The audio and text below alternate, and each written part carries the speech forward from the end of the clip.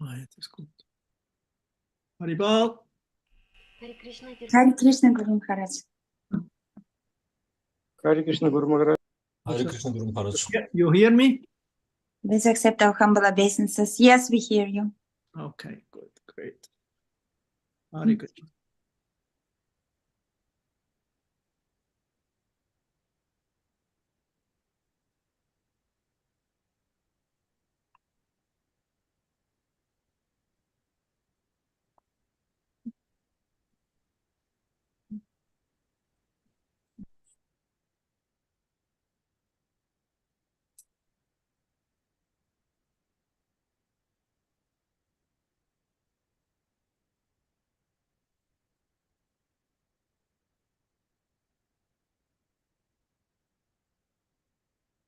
Jaya Radha Madhava Kunja Bihari Gopikana Vallabha Girivardhari Yashodanandana Prachajana Ranjana Yamuna Tira Vanachari Jaya Radha Madhava Kunja Vihari Gopitana Vallabha Girivardhari Yashodanandana Prachatana Ranjana Yamunatira Vanatari Jaya Radha Madhava Kunja Bihari Jaya Radha Madhava Kunja Bihari. Jai Vishbhat Pranam Sabraj Gacharya Astodharsat Sisamat Svayam Grace Ese Bhaktivedanta Smaharaj Srila Prabhupada Ki Jai Ananta Koti Vaishnava Vrinda Ki Jai Grantaraj Srimad Bhagavatam Ki Jai Samaveta Bhakta Vrinda Ki Jai. All glories to the assembled devotees, all glories to the assembled devotees, all glories to the assembled devotees, all glories to Guru Karanga, all glories to Prabhupada.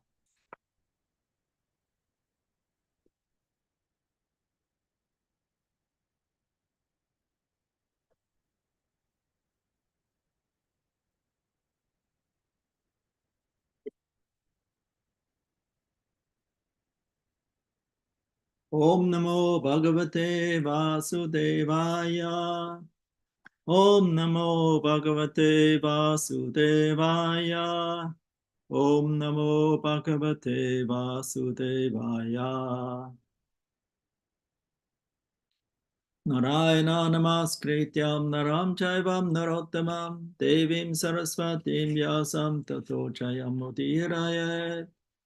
Nastapreshu apatreshu nityam bhagavata sevaya bhagavati utama shloker bhakti bhavati naishtiki Krishna svatam apagate dharmakyani pisaha kalonasta disham mesha puruna kodunoditaha Nama chintamani Krishna's chaitanya rasa vigraha Purna Shuddha Nitya Mukta Pina Tvam Namanamino Trinata Pisane Chena Torora Pisa Hishnana Amane Namanadena Kirtaniya Sadahari Hare Krishna Krishna Krishna Hare Hare Hare Ram Ram Ram Hare Hare.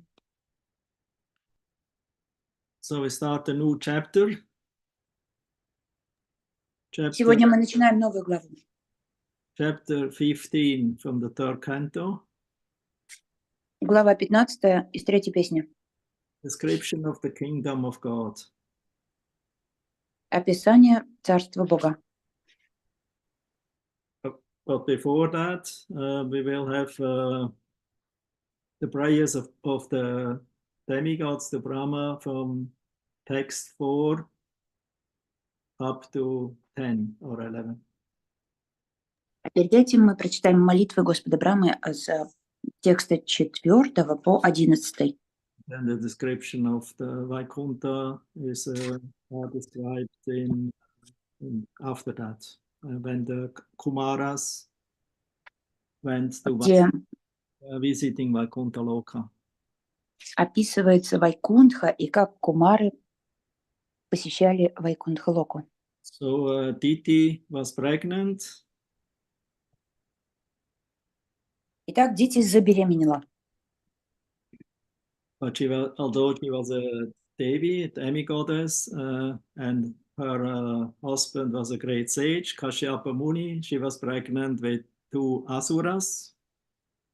Хотя она была Деви, полубогиня, и ее муж тоже был полубогом Кашьяпа Муни, мудрец, но у нее в утробе были асуры. These 2 asuras, they were so influential that the whole universe became darkened. That means there was everything was dark, became dark. Внутри нее были 2 асура, которые были настолько сильными, что все во Вселенной покрылось тьмой. This darkness was not spreading only on the earth, it was spreading all over the universe. То есть не только Земля покрылась этой тьмой, но и вся Вселенная. It was like a full solar eclipse, huh?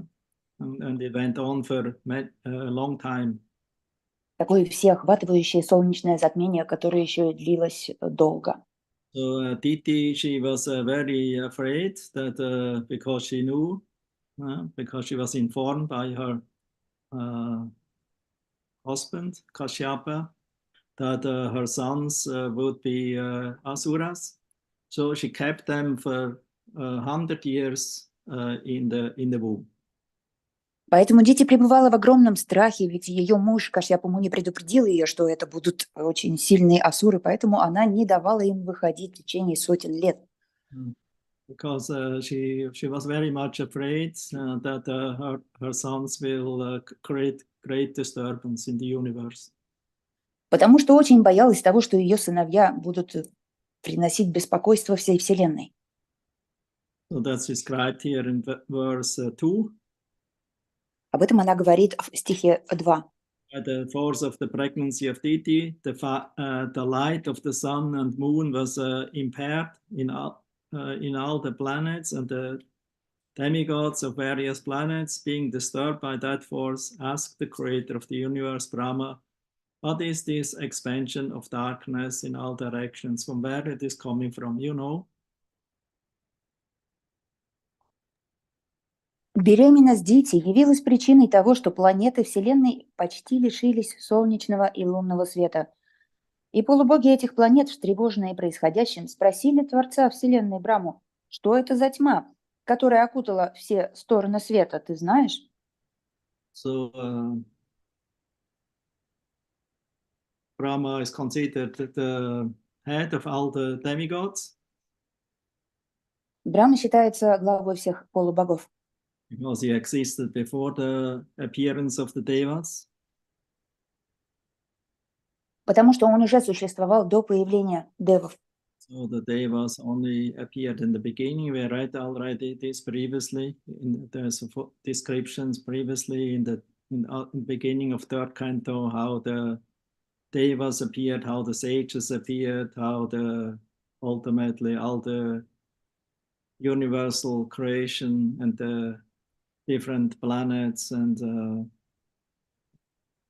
levels of the universe, like the 3 worlds or 14 worlds, became manifested. О том, как появились девы и другие живые существа, мудрецы, разные этапы творения и другие измерения, как 3 мира и 14 планетных систем. Об этом всем описано в начале 3-й песни, мы с вами это уже читали. So because the devas they were born of Brahma's mind, so they represent the mode of goodness. Поскольку девы появились из ума Брамы, они олицетворяют гуна благости. They became responsible for different directions in the universe. Dik devatas. Они несут ответственность за разные стороны света, их называют дик-деваты. So the Brahma is their superior. А Брахма их возглавляет. Whenever we heard many times, whenever the devas or demigods were in trouble or they felt there's a disturbance in their universe, then they approach Brahma. И много раз бывало, что полубоги, когда они попадали в беду, они каждый раз обращались к Брахме. So they don't approach Vishnu directly. То есть они не обращались к Вишну напрямую. They approach Vishnu through the authority of Lord Brahma. Они обращаются к Вишну через их наставника Господа Браму. So therefore, the devas they offer prayers to Lord Brahma. Поэтому полубоги, они вознесли молитвы Господу Браме. They understood his great position as not different from the Supreme Lord of Lord Narayana or Garbhodakashai Vishnu. Они знали, что величие его положения, оно настолько, то есть возвышено, что оно эквивалентно самому Господу Вишну, Господу Нарайне. So Brahma has a great responsibility as a guna avatar of the secondary creator. А Брахма, в свою очередь, несет на себя огромную ответственность как гуна аватара и как вторичный творец. So therefore, he feels ultimately responsible, and he's Trikalagya. He knows the past, present, and the future. He knows Sat and Asat. That means the cause and effect. Поэтому он тоже обладает огромными полномочиями. Например, он трикалавья, он знает прошлое, настоящее и будущее. И So as, да. as creator of the universe, he knows everything. Supposedly he knows everything what is going on. И также знает все, что происходит в его творении, поскольку он его творец. Of course, the original creator is Lord Vishnu, Purusha. Конечно, главный изначальный творец – это Господь Вишну Пуруша. So he actually creates the software of the machine of the universal machine. Но он, можно сказать, создает программу, компьютерную программу этой вселенской машины. And Lord Brahma is just how to say executor. He knows how to apply this machine, for the benefit of the universe.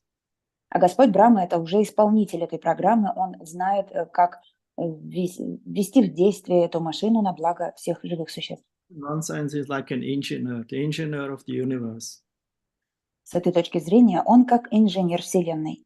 The subtle plan behind it is the desire of the Supreme Lord. И непроявленный план, схема, которая за этим стоит, это желание Верховного Господа. Ultimately, the Deva, the Lord of all the Devas, is Lord Vishnu or Krishna. Господь Вишну – это Дева, то есть он Господь всех полубогов. But the demigods have no direct approach to Lord Vishnu, so they approach Brahma. Поэтому полубоги обратились не напрямую к Господу Вишну, а обратились к Господу Брахме. So, and hopefully, and they have faith in him that he will, solve the confusion. Они верили, что он может разрешить эту проблему. Srila Prabhupada also says, if you have a problem or confusion in your life, you should approach Guru, and he should solve all your confusions. Шрила Прабхупада тоже говорит, что если у вас проблемы в жизни, вы должны обращаться к гуру, он разрешит все ваши проблемы и сомнения. If Guru is not able to solve your confusions, and your faithlessness in life, then he is not a proper guru. He cannot be authority. И если гуру не может разрешить ваши сомнения, то есть если у вас есть неверие, и он не может вам с этим помочь, то это не настоящий гуру. So Prabhupada says we're singing the glories of Guru. Sakshat Harit Venasamasta Shastra Uktas Tabhavyata Eva Sapin. Guru is a direct representative of the Lord. Поэтому Шрила Прабхупада в этом стихе говорит, что гуру – это непосредственный представитель Господа. So, and the supreme guru of the devas is Lord Brahma. So he's the direct representative of the Supreme Lord. А высший гуру девов – это Господь Брахма, то есть он непосредственный представитель Верховного Господа. They approach him and they reveal their minds and their problems to him and offer him prayers. Поэтому полубоги к нему обращаются как к гуру, открывают ему свой ум и возносят ему молитвы. If you approach a great personality with some desire or with some, you need some help, you first glorify him and you give him great respect, offer him great respect. Когда вы обращаетесь к великой личности, собираясь рассказать ему о каких-то своих пожеланиях, прежде всего вы должны ему выразить свое почтение. Because Brahma or also the Guru is not just order supplier, you just come to him, like a garbage can. Но, с другой стороны, Брахма или Гуру – это не то, что он просто выполняет ваши пожелания, как исполняет заказы. Вы не должны обращаться к нему, просто выливать на него свои проблемы, как в мусорное ведро. You show your sincerity, your concern, and you offer respect to the personality who is representing the Supreme Lord. Обращаясь к личности, которая является представителем Верховного Господа, вы должны быть искренними, возносить ему молитвы и выражать почтение. nowadays people are so faithless, they not approaching, have no faith in authority. Therefore, they don't approach authority. So they become frustrated and confused. В настоящее время люди не обращаются к наставникам, к авторитетам, потому что они ни в кого не верят, поэтому они находятся в полном заблуждении. This age of Kali Yuga, there's so much darkness, so much confusion. В век Кали-юги очень много тьмы и сомнений.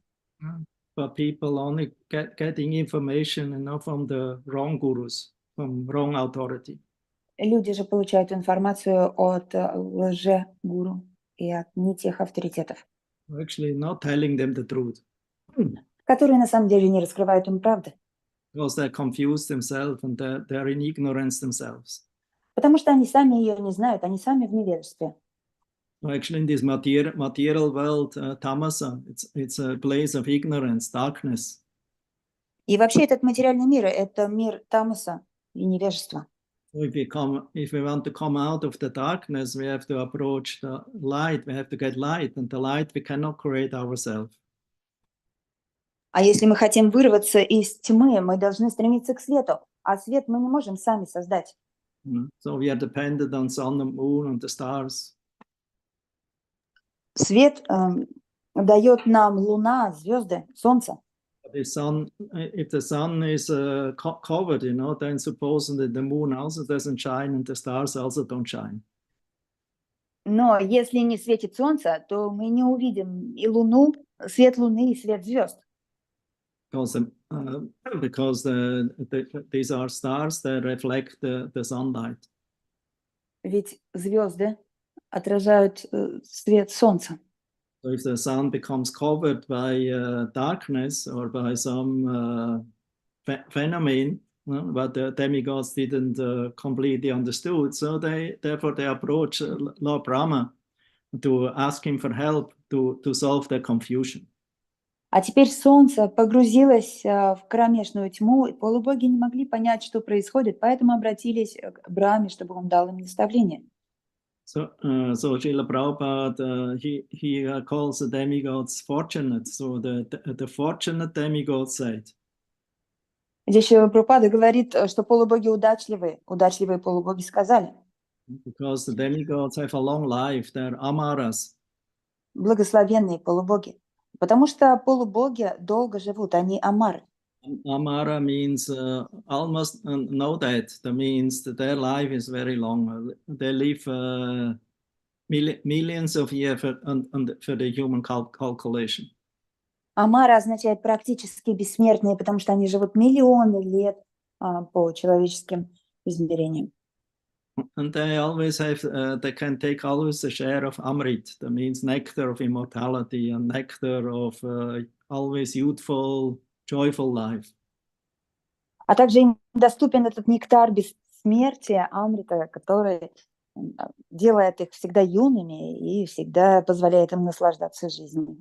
But now these fortunate devas, they face some, I would say, unfortunate or inauspicious situation. А сейчас эти благословенные, удачливые полубоги попали в неблагоприятную ситуацию. Because they experienced the great darkness of what they consider very inauspicious and for their development of heavenly life. Поскольку все было окутано тьмой, тьма является неблагоприятной для развития райской жизни. So here it is stated, Deva Uchu, Tama etat vibho veta samvigna yat vayam prisham nahi avyakta bhagavata kalena sprishta vartmana. So they entitled or addressed Brahma as Vibho, as an almighty one, great one. Они обращаются к Брахме о всемогущий, о великий.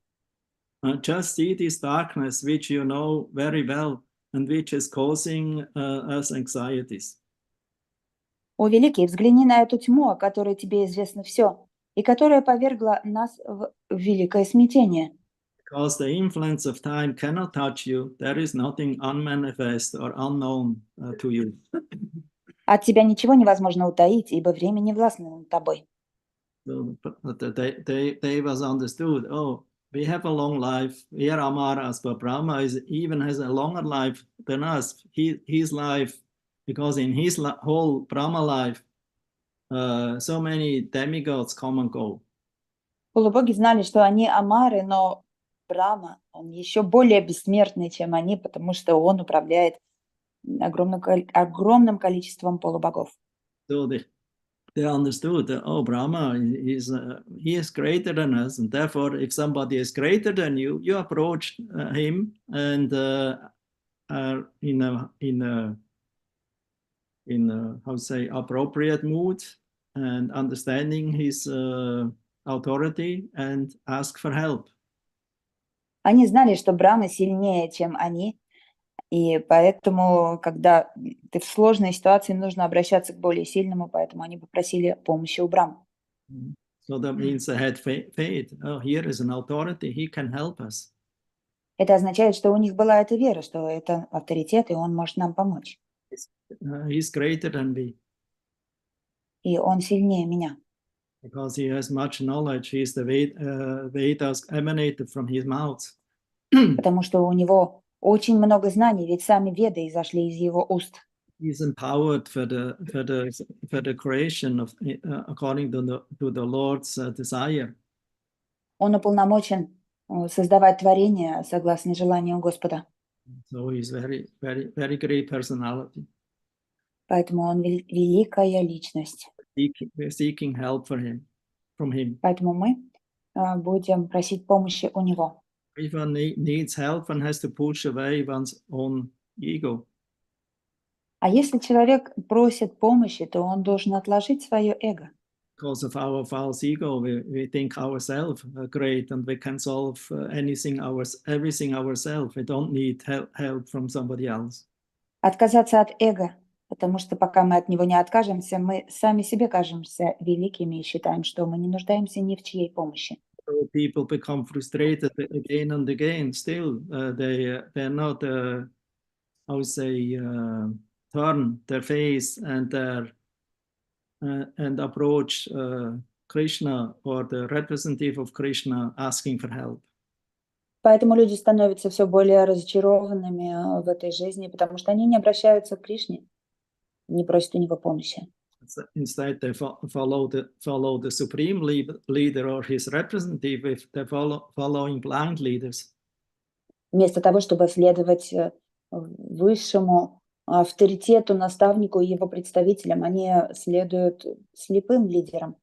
The result we know from all the characteristics, if a blind follows another blind, where it ends. А результат этого мы знаем, что если группой слепых будет руководить такой же слепой, то это опасная ситуация. And it leads in a complete devastation or suffering. Которая приведет к полному разрушению и страданиям. The demigods didn't want to suffer because they're devas. А полубоги не хотели страдать, ведь они девы. They're not used to suffer. Они вообще не привыкли страдать. Not like humans, we suffer, but we still don't understand that we suffer. We still think we are enjoying. В отличие от людей, мы страдаем, но мы не понимаем, что это вообще страдание, мы думаем, что это наслаждение. Even though we suffer terrible, still we think, yeah, I'm quite fine. И даже если нам кажется, что мы страдаем ужасно, мы все равно думаем, все хорошо. This is due to false ego. Это все из-за ложного эго. Devas also have some false ego, but they understand when I suffer, I would say not caused by me. It must be something happen, I would say, superior to our power. So we have to approach the Supreme Lord or his representative to ask for some solution. Девы тоже понимают, что они страдают, и на это есть причины, за самих себя страдают. Однако они имеют достаточно разума, чтобы обратиться к высшему наставнику и попросить у него решения. Or ask question, why this actually happened in our life? Или задать вопросы, почему это вообще происходит в Because нашей if we жизни. don't know the cause of our suffering, then we cannot solve the suffering. Потому что если мы не знаем причину страдания, мы не сможем разрешить эту проблему. Therefore, especially in more developed consciousness, like human or what to speak of Deva, they immediately ask question, why suffering? What is the cause? Особенно, когда мы находимся в человеческом теле, а тем более полубоги, они тут же обращаются к высшим авторитетам, спрашивая, в чем причина страданий. Sanatana Goswami approached Lord Chaitanya, he offered him Dandavat. Санатана Госвами, обращаясь к Господу Чайтанье, принес ему дандаваты. Previously, he was a great minister. Хотя до этого он был сильным министром, великим министром. Great responsibility in the government of Bengal 500 years ago. Который имел высокопоставленные должностные обязанности в правительстве Бенгалии. He was very knowledgeable, very intelligent. У него было очень много знаний, он был очень образован. Still, when he approached Lord Chaitanya, he said, I'm a fool. И все же, когда он обратился к Господу Чайтанье, он назвал себя глупцом. Oh, you're a fool because you're a minister. Да, ты глупец, потому что ты министр. How a minister can be in ignorance, how he can be a fool. Как министр может быть в невежестве, как он может быть дураком? Yes, I'm a fool. Although many people tell me, all my subordinates or dependents tell me, you are very intelligent, oh, you are so nice, you are a gentleman. Это спросил у него Господь Чайтанья, разве ты глупец, ты министр? Он сказал, ну, на самом деле, многие мне говорят, насколько я умный, насколько я воспитанный, но это все на уровне ложного эго. Actually, I know they're just flattering me or they're in ignorance. They don't know who actually I am. Но я знаю, что они просто льстят мне, они находятся в невежестве, они на самом деле не знают, кто я. Still, they glorify me. И все равно они меня хвалят. I cannot think about me like that because I know myself the best.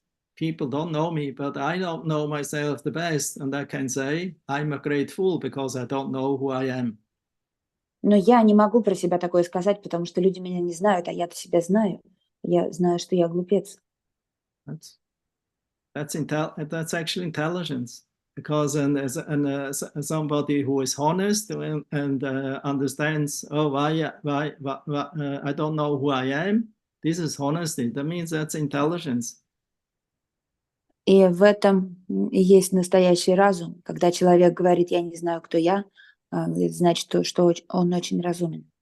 If you ask somebody around you, even in great position around you, if you meet somebody and ask him who you are, cannot give you the proper answer. What strange question, I'm such and such. И если вы, например, спросите кого-то из окружающих, особенно если они занимают высокую должность, ты кто? Они скажут, странный вопрос, я такой-то, такой-то. Of course, they mean their name, their family, their position. Они имеют в виду, конечно, они скажут свое имя, свою должность, свою семью. But they don't know the real self inside. Но они не знают, какая настоящая суть внутри душа. Understood. I don't know actually who I am, what is my real self, because whatever I consider myself now in a short time, in 10 years, 20 years, 50 years, in 100 years, it is over. И Санатана Госвами же понимал, что внутри нечто другое, чем эти должности. Он сказал Господу, я не знаю, кто я, потому что то, что я считал самим собой, это было 100-200 лет назад, и этого больше нет. What will happen after this life? It will be just finish. Но что же произойдет после этой жизни? Просто все закончится. Therefore, you ask proper authority, Chaitanya Mahaprabhu. Поэтому я и спрашиваю у истинного наставника, у Чайтаньи Махапрабху. Who I am. Because if I don't know who I am, then how I know how to act and what is the goal? Кто же я? Потому что если я не буду знать, кто я не буду знать, как действовать и какова цель. Therefore, that's the question that human beings should develop, conscious human beings should ask. И это тот вопрос, который должны задавать человеческие живые существа, имеющие сознание. People nowadays that don't ask such kind of question. They only ask, how to eat, how to sleep, how to defend, how to be happy, and how to enjoy. Современные люди не задают такие вопросы, они только интересуются тем, где поесть, где лучше спать, как быть счастливым и как наслаждаться. Whoever can supply them, they accept as great personalities or as leaders. И великими лидерами, великими личностями они считают тех, кто может удовлетворить эти потребности. We're all dependent, like the animals on the shepherd. Мы все на самом деле зависимы, так же, как овцы зависят от пастуха. I think the shepherd is our friend, he's our protector, he's our well-wisher, he's feeding us, but actually that's only for the time being. Later on, he only thinks, how to get a business from you, to sell your meat. Овцы считают пастуха своим защитником, своим кормильцем, тем, кто заботится о них. Но на самом деле пастух думает о том, как сделать из них прибыль, We're как all продать их мясо. cheated, we're all exploited. Поэтому мы здесь все обмануты и нас используют. Therefore, we live in darkness, we live in ignorance. Поэтому мы живем во тьме и невежестве. We're born in ignorance, live in ignorance, and in the end we die in ignorance. То есть мы рождаемся в невежестве, живем в невежестве и умираем в невежестве. In the fool's paradise, ignorance is bliss. И в рае дурака блаженством является невежество. For the devotee and for the devas, ignorance is misery. В раю дурака. А для преданных и полубогов невежество является не счастьем, а страданием. So they feel very bad, very, scared and very concerned about others' well-being. Они очень переживают за других живых существ. Like Prabhupada gave the example of Prahlad Maharaj. He's very selfless. Прабхупада приводил пример Прохлады Махараджи, который был очень бескорыстен. Very selfless. He prayed not for his own deliverance. He prayed for the benefit and for the deliverance of the fools and rascals who make elaborate plans in this material world to become happy. Он молился не за свое благополучие, а за счастье тех глупцов, обусловленных в материальном мире, которые хотели стать счастливыми в материальном мире. So he was paradukha dukhi, kripa moya. So he was very merciful, very kind to those who were suffering. Он был парадука дуки, он был очень милостив и добр к страдающим живым существам. Like Sanatana Goswami approached the Lord, why I'm suffering? Санатана Госвами обратился к Господу с вопросом, почему я страдаю? I'm suffering, why I have to suffer the three kleshas, Adi Bautika, Adi Atmika, and Adi Daivika klesha. Почему я должен страдать от трех стихий, Адхи Баутика, Адьятмика и Адхи Дайвика? Please help me. Tell me who I am. What is my position? What is my duty?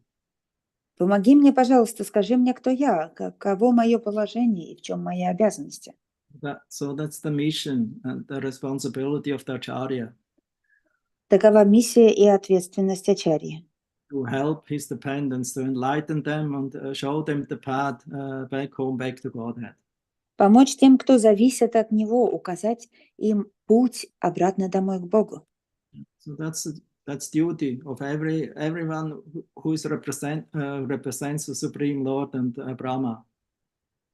Такова обязанность каждого, кто представляет Верховного Господа, также и Брахмы, And Sri Chaitanya Mahaprabhu. и Шри Чайтанью Махапрабху. So they're very merciful, the Lord and his representatives. So they want to help others. Они очень милостивы, как сам Господь, так и представители Господа. Они хотят помочь другим. Still, some people are so reluctant, so faithless, so irreligious, or faithless and impious. So they Но can. несмотря на cannot accept. Это люди настолько неохотно принимают эту помощь, они не верят и не хотят это понимать. Or the devotee who is convinced, he never gives up. Однако преданный, который обладает верой, он никогда не бросает свою помощь этим людям. So Prabhupada expected from all his devotees, especially the leading devotees, that they should be faithful, they should be, how we say, fixed in their faith, in their conviction that Krishna is God. Шрила Прабхупада хотел от своих старших преданных, чтобы они никогда то же самое не бросали помогать обусловленным душам, чтобы они были сильны в своей вере, в своей убежденности. He told, you should become like me. I'm convinced. Он говорил, вы должны стать такими же, как я. У меня есть эта вера. Because I'm convinced that Krishna is God and that his philosophy, Shastra, is the absolute truth. Therefore, I can convince others. I can convince all of you. И поскольку я уверен в том, что Кришна Бог, а Шастра — это абсолютная истина, поэтому я могу сделать уверенным в этом и других. И такими же должны быть вы. He gave this instruction in 1974 in Los Angeles. Это наставление он дал в 1974 году в Лос-Анджелесе. We understood, and at that time the movement increased, and more centers and more people come to Krishna consciousness. Потому что в тот период движение начинало расширяться, и все больше людей присоединялось к сознанию Кришны. And therefore he wanted from his leaders, to become strong in their faith of the Shastra and Guru and Krishna. Поэтому он хотел, чтобы его ученики, его старшие ученики тоже стали лидерами в сознании Кришны. We should not be pretenders. We should not be just carry the symbols of religiosity. Он говорил, вы не должны быть притворщиками, не так, что вы просто несете эти атрибуты религиозности, Such a person is called Dharmadvaji. что называется дармадваджи. Just wear and decorate everywhere in your home and in yourself, that you are faithful to that and this religion. Которые просто носят внешние атрибуты и на своем теле, и у себя дома, что они являются поклонниками той или иной религии. Prabhupada told Krishna consciousness is not a religion, it is not a faith, it is the absolute truth. Шрила Прабхупада говорил, что сознание Кришны — это не религия, это даже не вера, это абсолютная истина. Mundane religion or faith you can change. Мирскую религию или веру, ее можно изменить. Today you are in this confession or religion or faith, and if you don't like, you go to another one. Например, если какая-то мирская вера не нравится или какая-то конфессия не нравится, вы можете уйти в другую. Prabhupada told, no, religion is one, dharma is one, it's not two. Шрила Прабхупада говорил, но религия при этом одна, дхарма, она только одна, ее не может быть две. So God or the truth is one. И Господь или истина одна. And of that we should be convinced and surrender. В этом у нас должна быть уверенность, и мы должны полностью себя отдать этому пониманию. Apply it in your own life. И применить это в своей собственной жизни. Then the devotees will become like moons or stars in the Lord Chaitanya's Sankirtan sky. В таком случае преданные станут словно луна или звезды на небе Санкиртана Господа Чайтаньи. Moons and stars have no own light; they reflect the light of the sun. У звезд и у луны нет собственного света, они отражают свет солнца. But if our heart or our consciousness is impure, how we can reflect the sunlight of Lord Chaitanya? Если же наши сердца и сознание нечисты, как мы можем отражать свет Господа Чайтаньи? Therefore, the heart and consciousness has become purified by knowledge of Shastra, given by Guru. Сердце и сознание можно очистить с помощью знания шастр, который дает нам гуру. The heart become cleansed, then the sunlight will reflect like in a mirror. И когда сердце очищается, только тогда оно может отражать солнечный свет, как в зеркале. But the mirror cannot reflect light. А запыленное зеркало не может отражать солнечный свет. Becomes very confused, very, how to say, not clear. Not sometimes depends how much covering of is on the mirror. It's no light visible at all. То есть грязное зеркало, оно очень сильно искажает изображение, и изображение будет сильно искаженным в зависимости от слоя грязи, который покрывает зеркало. In this Также material, и so many сознание. coverings of different kinds of ignorance. Ignorance in Tamaguna, and Rajaguna, and Sattvaguna, or a mixture of these three modes. А в этом материальном мире тоже очень много разных слоев загрязнения и невежества. Например, есть невежество в тамагуне, в раджагуне и разные сочетания невежества материального мира. It's covered by the gunas. Сознание покрыто этими гунами. Guna means rope. Гуна – это веревка. We become firmly bound up in this material world of Prakriti, Maya. Гуна означает веревка здесь, в материальном мире. Мы крепко связаны веревками Пракрити, Майи. So Brahma, he knew about Sat and Asat, cause and effect. В Брахме известно об этих аспектах сат и асат, о причине и последствиях. Cause is the subtle Mahatattva who is not manifest, who is Pradhana. Причина – это непроявленная Махататва, Прадхана. All the material elements, without the time factor, but with the modes of material nature, they're unmanifested in the body of the Purusha. Все материальные элементы находятся в Прадхане, и со временем они проявляются в материальной энергии, а иначе они находятся в теле Пуруши. It's a chaotic situation. That means everything is mixed, but everything is there. It's individual. То есть это состояние хаоса, потому что там все перемешано. Но при этом все живые существа пребывают в теле Господа Вишну, оставаясь индивидуальными. It's earth, water, air, ether, mind, intelligence, ego, everything is there.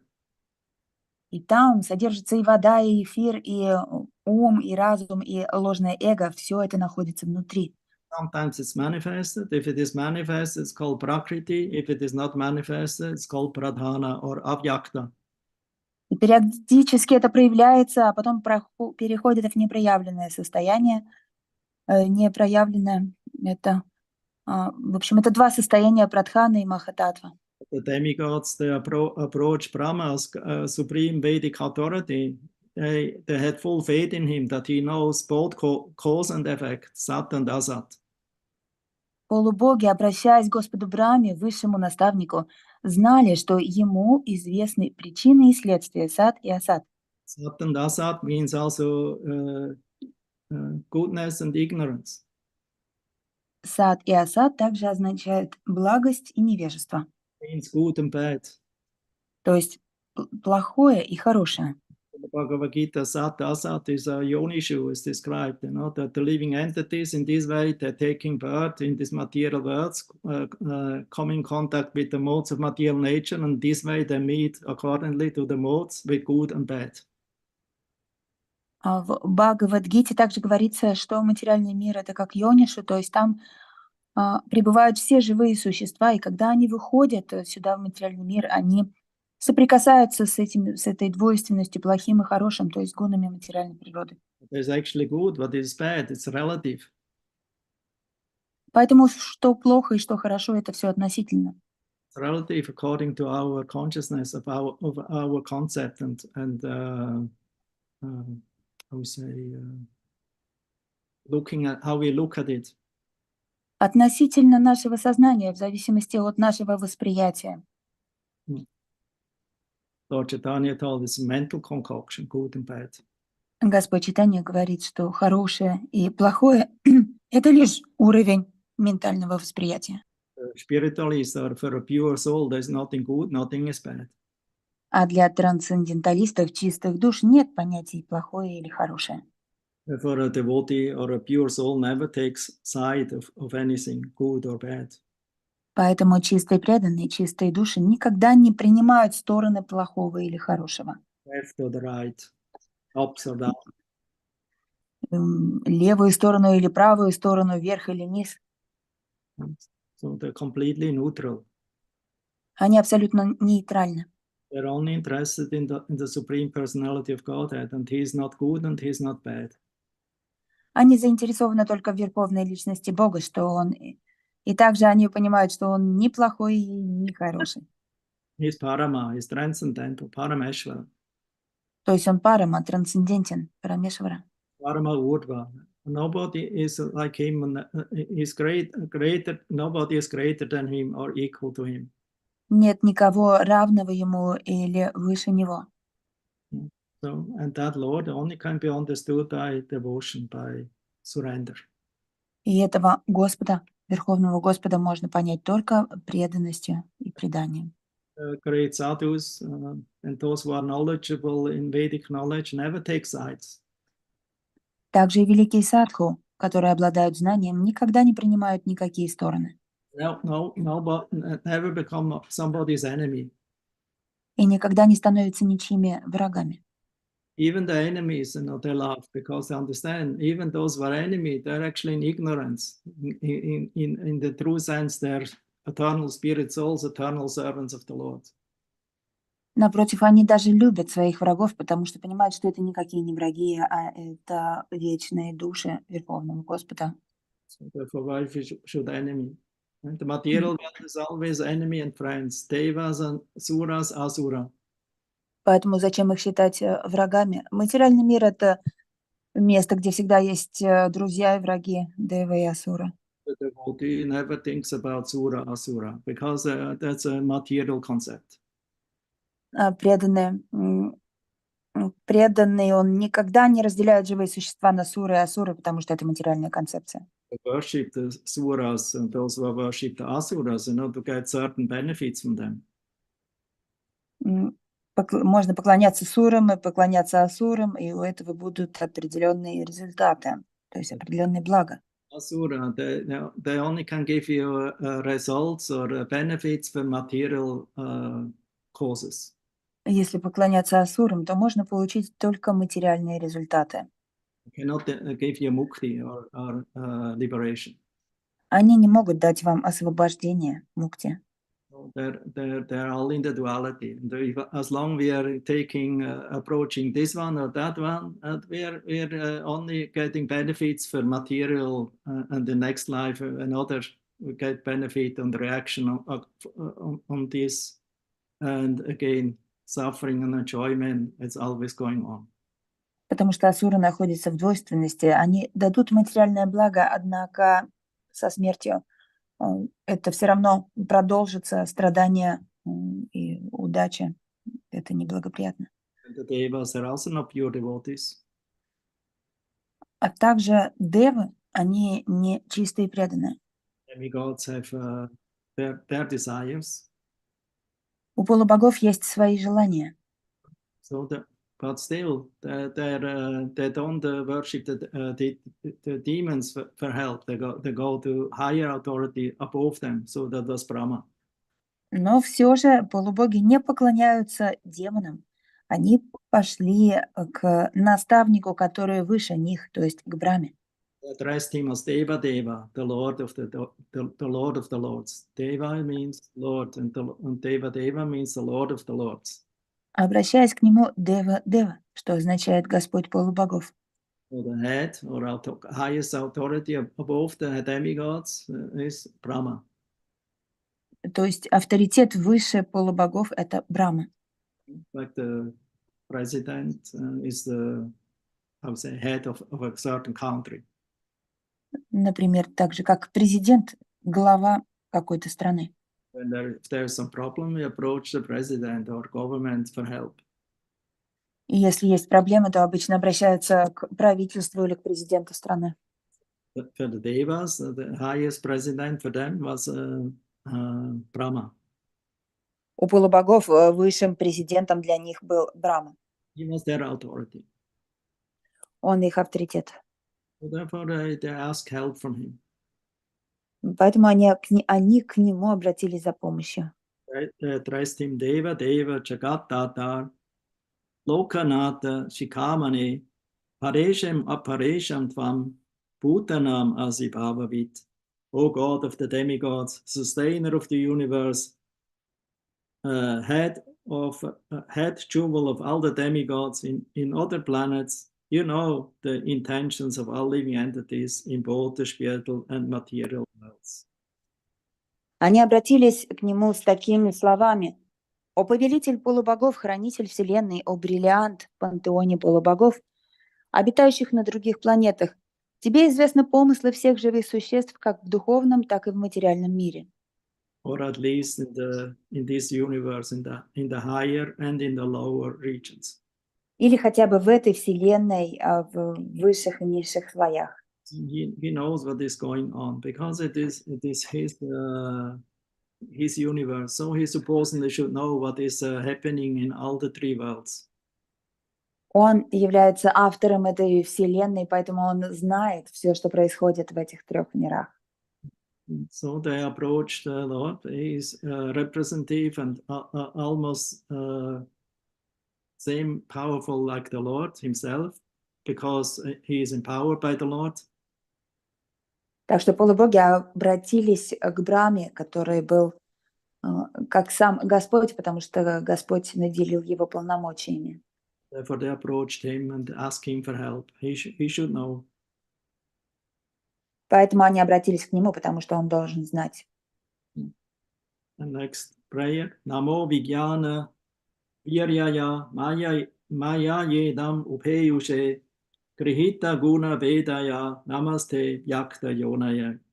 O original source of strength and scientific knowledge, all obeisances unto you. You have accepted the differentiated mode of passion from the Supreme Personality of Godhead, because his Guna avatar representing Raja Guna. With the help of external energy, you are born of the unmanifested source. All obeisances unto you. Мы в глубоком почтении склоняемся перед тобой, изначальным источником силы и научного знания. Сам Верховный Господь передал в твое ведение отделенную гуну страсти. Внешняя энергия обеспечила твое появление на свет из непроявленного источника, поэтому мы снова и снова в глубоком почтении склоняемся перед тобой. In the purport, Prabhupada says, the Vedas are the original scientific knowledge for all the departments of understanding. And this knowledge of the Vedas was first impregnated into the heart of Brahma by the Supreme Personality of Godhead. Therefore, Brahma is the reservoir of the Vedas, Veda Garbha. В комментарии Шрила Прабхупады пишет: «Веды являются изначальным источником научного знания. В них содержатся сведения из всех отраслей науки. Это ведическое знание было вложено Верховным Господом на заре творения в сердце Брахмы. Поэтому Брахму считают изначальным источником научного знания». So it is not the origin of Veda, he's only the carrier of the Vedic knowledge given to him by the Supreme Lord. При этом он не является изначальным источником вед, он лишь передал знания, которые дал ему Верховный Господь. Stated in Bhagavad Gita 15:15, Vedeshu Durlabhama Durlabhama,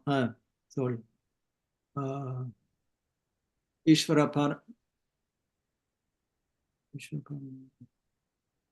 what is the verse? 15:15. Sarvasya chaham. Right, thank you. Sarvasya cham ridi sanivishto mataksmitya gyanam apohanam cha. Vedaisa sarvaya aham eva vidya vedanta krit vedavid eva chaham. So Krishna says, I'm situated in everyone's heart, and for me comes knowledge, forgetfulness, and memory. Кришна говорит в этом стихе: «Я нахожусь в сердце каждого, и из меня исходит знание, памятование и забвение». Krishna can do that because he is the knower of the Veda, he is the compiler of the Veda, and he is the goal of the Veda. Vedanta Krit, Vedavit, Eva Chaham. Кришна имеет эти способности, поскольку он является создателем вед, и он является знатоком вед. So therefore Brahma, he is the carrier of that original source of scientific knowledge given by the Lord. А Брахма является передатчиком, тем, кто переносит и передает те знания, которые дал ему сам Верховный Господь. And he spoke it and taught it through his different mouths. He has 4 mouths, so he teach different sections of the Vedas through his mouths. Брахма пересказал их с помощью своих 4 ртов, и он рассказал разные разделы вед с помощью своих способностей.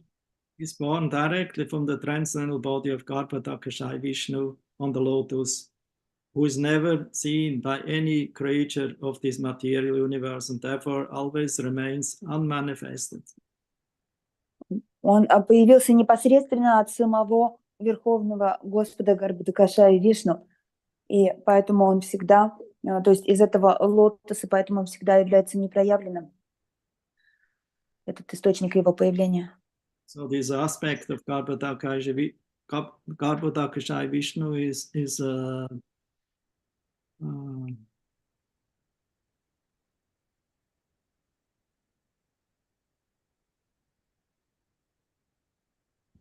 Garbha.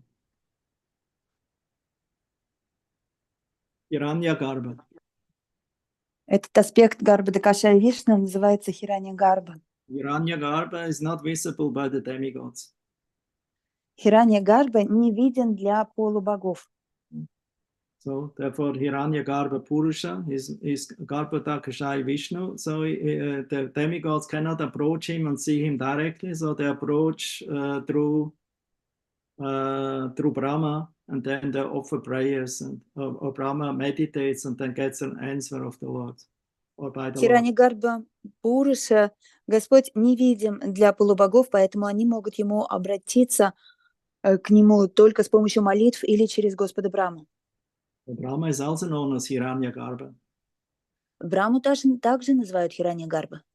Because that's the subtle aspect, the more finer aspect of Brahma. So that aspect is similar to the Lord. Это его тонкий аспект, и этот аспект похож с Господом. Hiranya means golden, and Garbha means the birthplace of the universe. Хиранья означает золотой, гарба означает место рождения во Вселенной. Место рождения Вселенной. Sorry.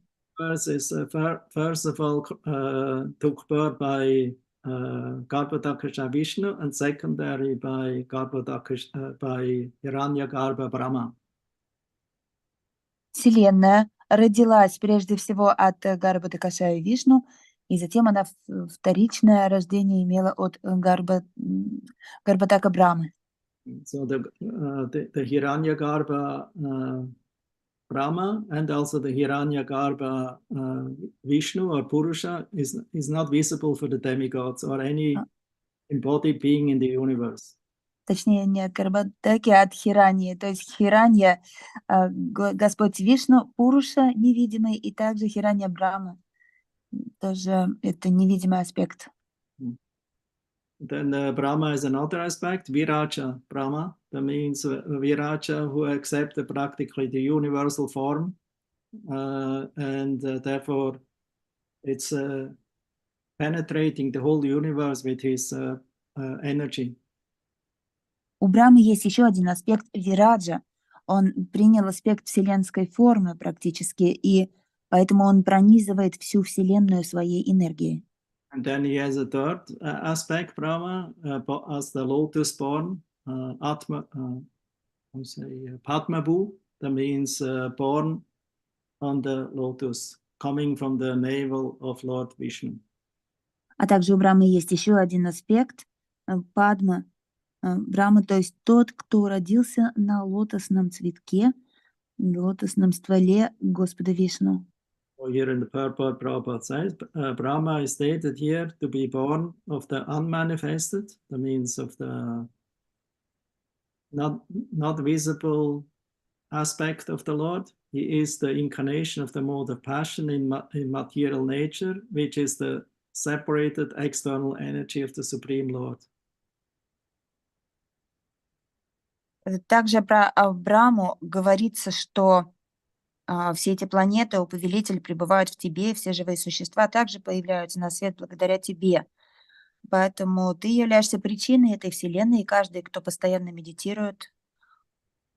So that we already discussed before. That means this Avyakta Yonaya is unmanifest in the body of Garbhodakashayi Vishnu.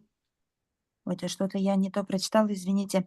В общем, в этом стихе сказано, что Брахма появился на свет из непроявленного источника Гарбhodakashayi Вишну, Whole Mahatattva is there, unmanifest. в котором находится Махататтва, тоже непроявленная. Then when the time of Mahatattva will appear in a particular universe, the first who takes birth is Brahma. И приходит время, когда Махататтва разворачивается, превращаясь в ту или иную вселенную, и первым живым существом, которое рождается, является Брахма. Brahma is empowered to accept all these 24 elements of the Mahatattva and use it for the secondary creation as the engineer of the Brahma, particular Brahma universe, Brahmanda. И Брахма уполномочен на то, чтобы сотворить все 24 элемента в этой Махататтве. So here it's purport. Yes, we already read. Прочитаем еще комментарий. So we go to text 6. К 6 стиху. Yetvanan yena bhavina bhavantye atma bhavanam atmani prata bhuvanam param sat asat atmakam. O Lord, all these planets exist within yourself, and all the living entities are generated from you. Therefore, you are the cause of this universe. And anyone who meditates upon you without deviation attains devotional service. Все эти планеты, о повелитель, пребывают в тебе, и все живые существа также появляются на свет благодаря тебе. Таким образом, ты являешься причиной этой вселенной, и каждый, кто постоянно медитирует на тебя, получает право на преданное служение.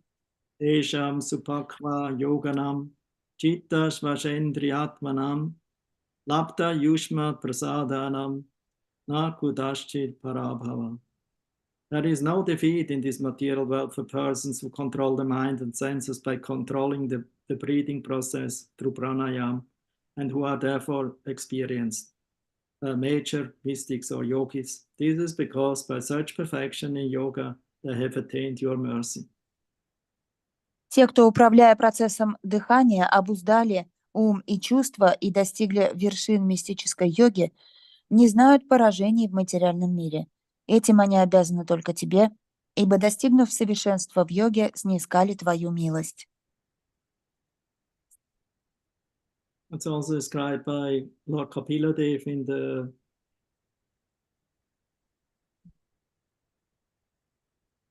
Это также описывает Господь Капила 3rd canto, 26th chapter. в 3-й песне в 26 главе. No, this second canto, second chapter. Not by Kapila Dev, by Shukadev Goswami. То есть Шукадева Госвами во 2-й песне, во 2-й главе. Here stated, worshippers of the Hiranyagarbha, expansion of the personality of Godhead, remain within this material world until the end of 2 praradas, when Lord Brahma also dies. That means they will attain Brahmaloka and stay with Brahma. В этом материальном мире те, кто поклоняются Хиране Гарбе, они живут до конца 2 прараб, то есть до конца дня Брамы, а потом умирают. До конца жизни Брамы, точнее. The yogis ultimately, they cannot go who meditate about the Hiranyagarbha or Virat Rupa aspects of the Lord, they will attain Brahmaloka. А те йоги, которые медитируют на Хиране Гарбу, на аспект Господа Вират Рупу, они достигают Брахмалоки. Yes.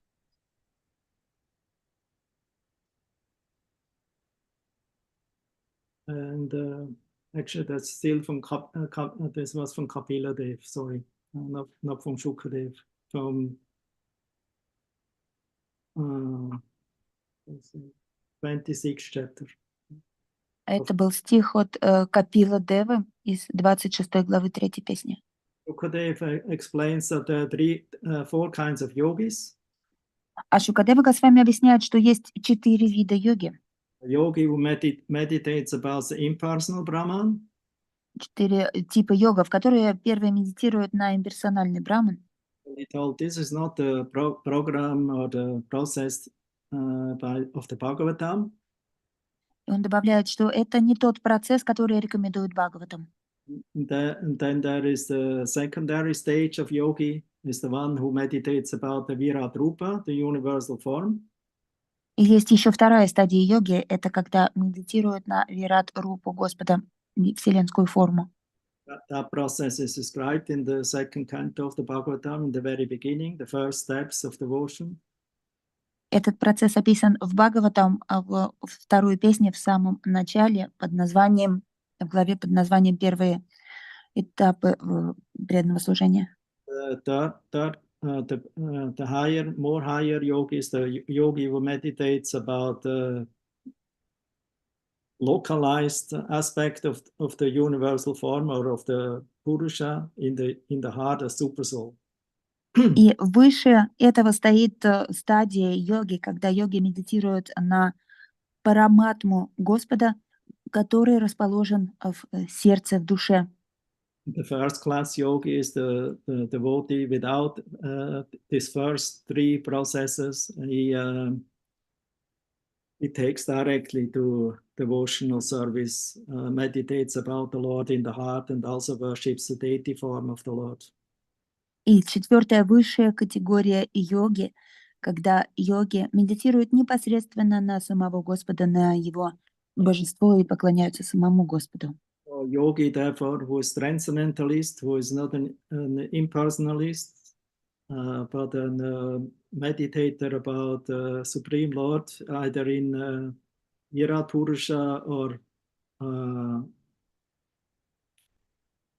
Super Soul, and what to speak of a devotee who directly approaches the Lord. There is no defeat.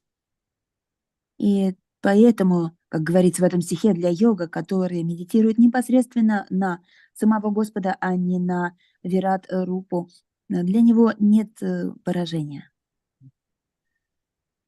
There are two kinds of yogis. Those who are by the yoga process try to become transcendental and attain mukti. А еще йоги делятся на 2 группы. Первые те, которые пытаются через йогу достичь освобождения. Pranayam, asana, etc. Meditation. Через стадии йоги, пранаяма, асана, медитация.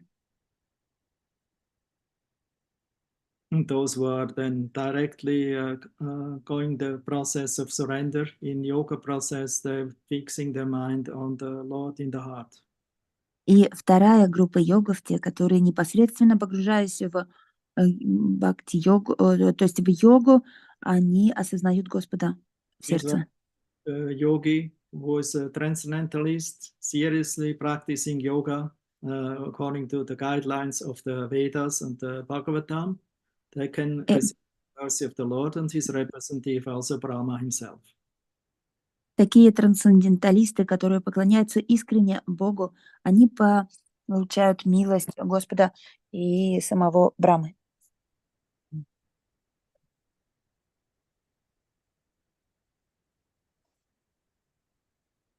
So that means a first class yogi never deviates. It's described here is Narayana Para, is always fixed on the absolute truth and never deviates from that focus. Далее здесь описывается, что йог высшей категории, он нараяна пара, и ничто не может его то есть отвести от пути к Господу, то есть чистый преданный Господа. Vishwanath Chakravarti Thakur, he writes, Anyena Bhavena can refer to the worshippers of Hiranyagarbha who meditate on that form as non-different from the Supreme Lord. This means a subtle Brahma aspect. Вишванат Чакраварти Такур также комментирует дает комментарий на этот стих, что Нанена Бавена — это то, чему поклонялись Хираньякашипу и Хираньякша, то есть этот аспект Брамы. And Anyena Bhavena can also mean meditation through bhakti without material desires. А также этот термин Наньена Бавена означает медитация через бхакти, когда человек не имеет материальных желаний. Supreme Lord is the creator of the living beings, Atma Bhavanam, and he holds all the worlds together within himself. Верховный Господь — это создатель всех живых существ, Атма Бхавана, и на нем держится весь материальный мир. Since he is the total of everything, Поскольку он является полной частью всего, то есть абсолютным целым, who exists also in the devas and asuras at the same time, Sat, Asat, Atmaka. который при этом существует и внутри асуров, и девов. So that means the Lord is not partial. He's in the heart of the suras and asuras. Поэтому он одинаково относится ко всем живым существам. Он беспристрастен, он находится в сердцах и девов, и асуров. Therefore, the Lord never takes any side. Поэтому Господь никогда не принимает ничью сторону. Only those who are surrendering to him, to them, he reveals himself. А тем, кто предается ему, он открывает себя лично. Yasya vacha pracha sarva gavas tantyeva tantrita haranti balim ayatas tasmai mukhaya te namaha. All the living entities within the universe are conducted by the Vedic directions, as a bull is directed by the rope attached to its nose. No one can violate the rules laid down in the Vedic literatures. To the chief person who has contributed the Vedas, who manifested the Vedas, Brahma, through his form, who offered teach the Vedas or manifested the Vedas through his four mouths, we offer our respectful obeisances. Предписания Вед, направляющие жизнь всех живых существ, подобны веревке, продетой через ноздри быка, с помощью которой погонщик правит им. Никто не может безнаказанно нарушать правила, изложенные в ведических писаниях. Мы в глубоком почтении склоняемся перед тобой, предводителем живых существ, который даровал нам Веды. As already mentioned, Brahma is Vedagarbha. This is described in 2nd Canto 9, chapter text 20.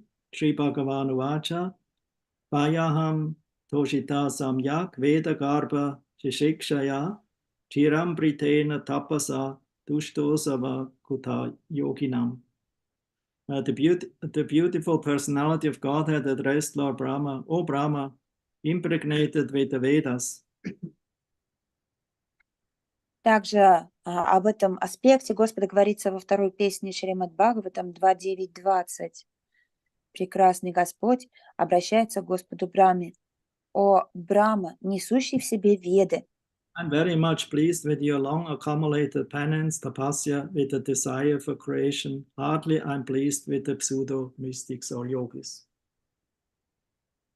О Брахма, несущий в себе Веды, я очень доволен твоими аскетическими подвигами, которые ты, охваченный желанием творить, совершал в течение столь долгого времени. Но мнимым йогам очень трудно удовлетворить меня. Other place also, 3rd Canto 12, chapter text 34. Еще в одном стихе 3.12.34. The state, Kadachi Dayata Shashtur, Veda Asams Chatur Mukhat, Katam Shakshyami Aham Lokan, Samavetan Yata Pura. Once upon a time, when Brahma was thinking of how to create the worlds, as in the past day of Brahma, the four Vedas, which contain all the varieties of knowledge, became manifested from his four mouths. Говорится, однажды, когда Брахма размышлял над тем, как сотворить миры и воссоздать Вселенную такой, какой она была в прошлую эпоху, из его 4 ртов вышли 4 веды, являющиеся средоточием всего знания. So that means the four Vedas appeared, the Itihasas appeared, the Puranas appeared. Что означает, что из Брахмы изошли 4 веды, итихасы, Пураны.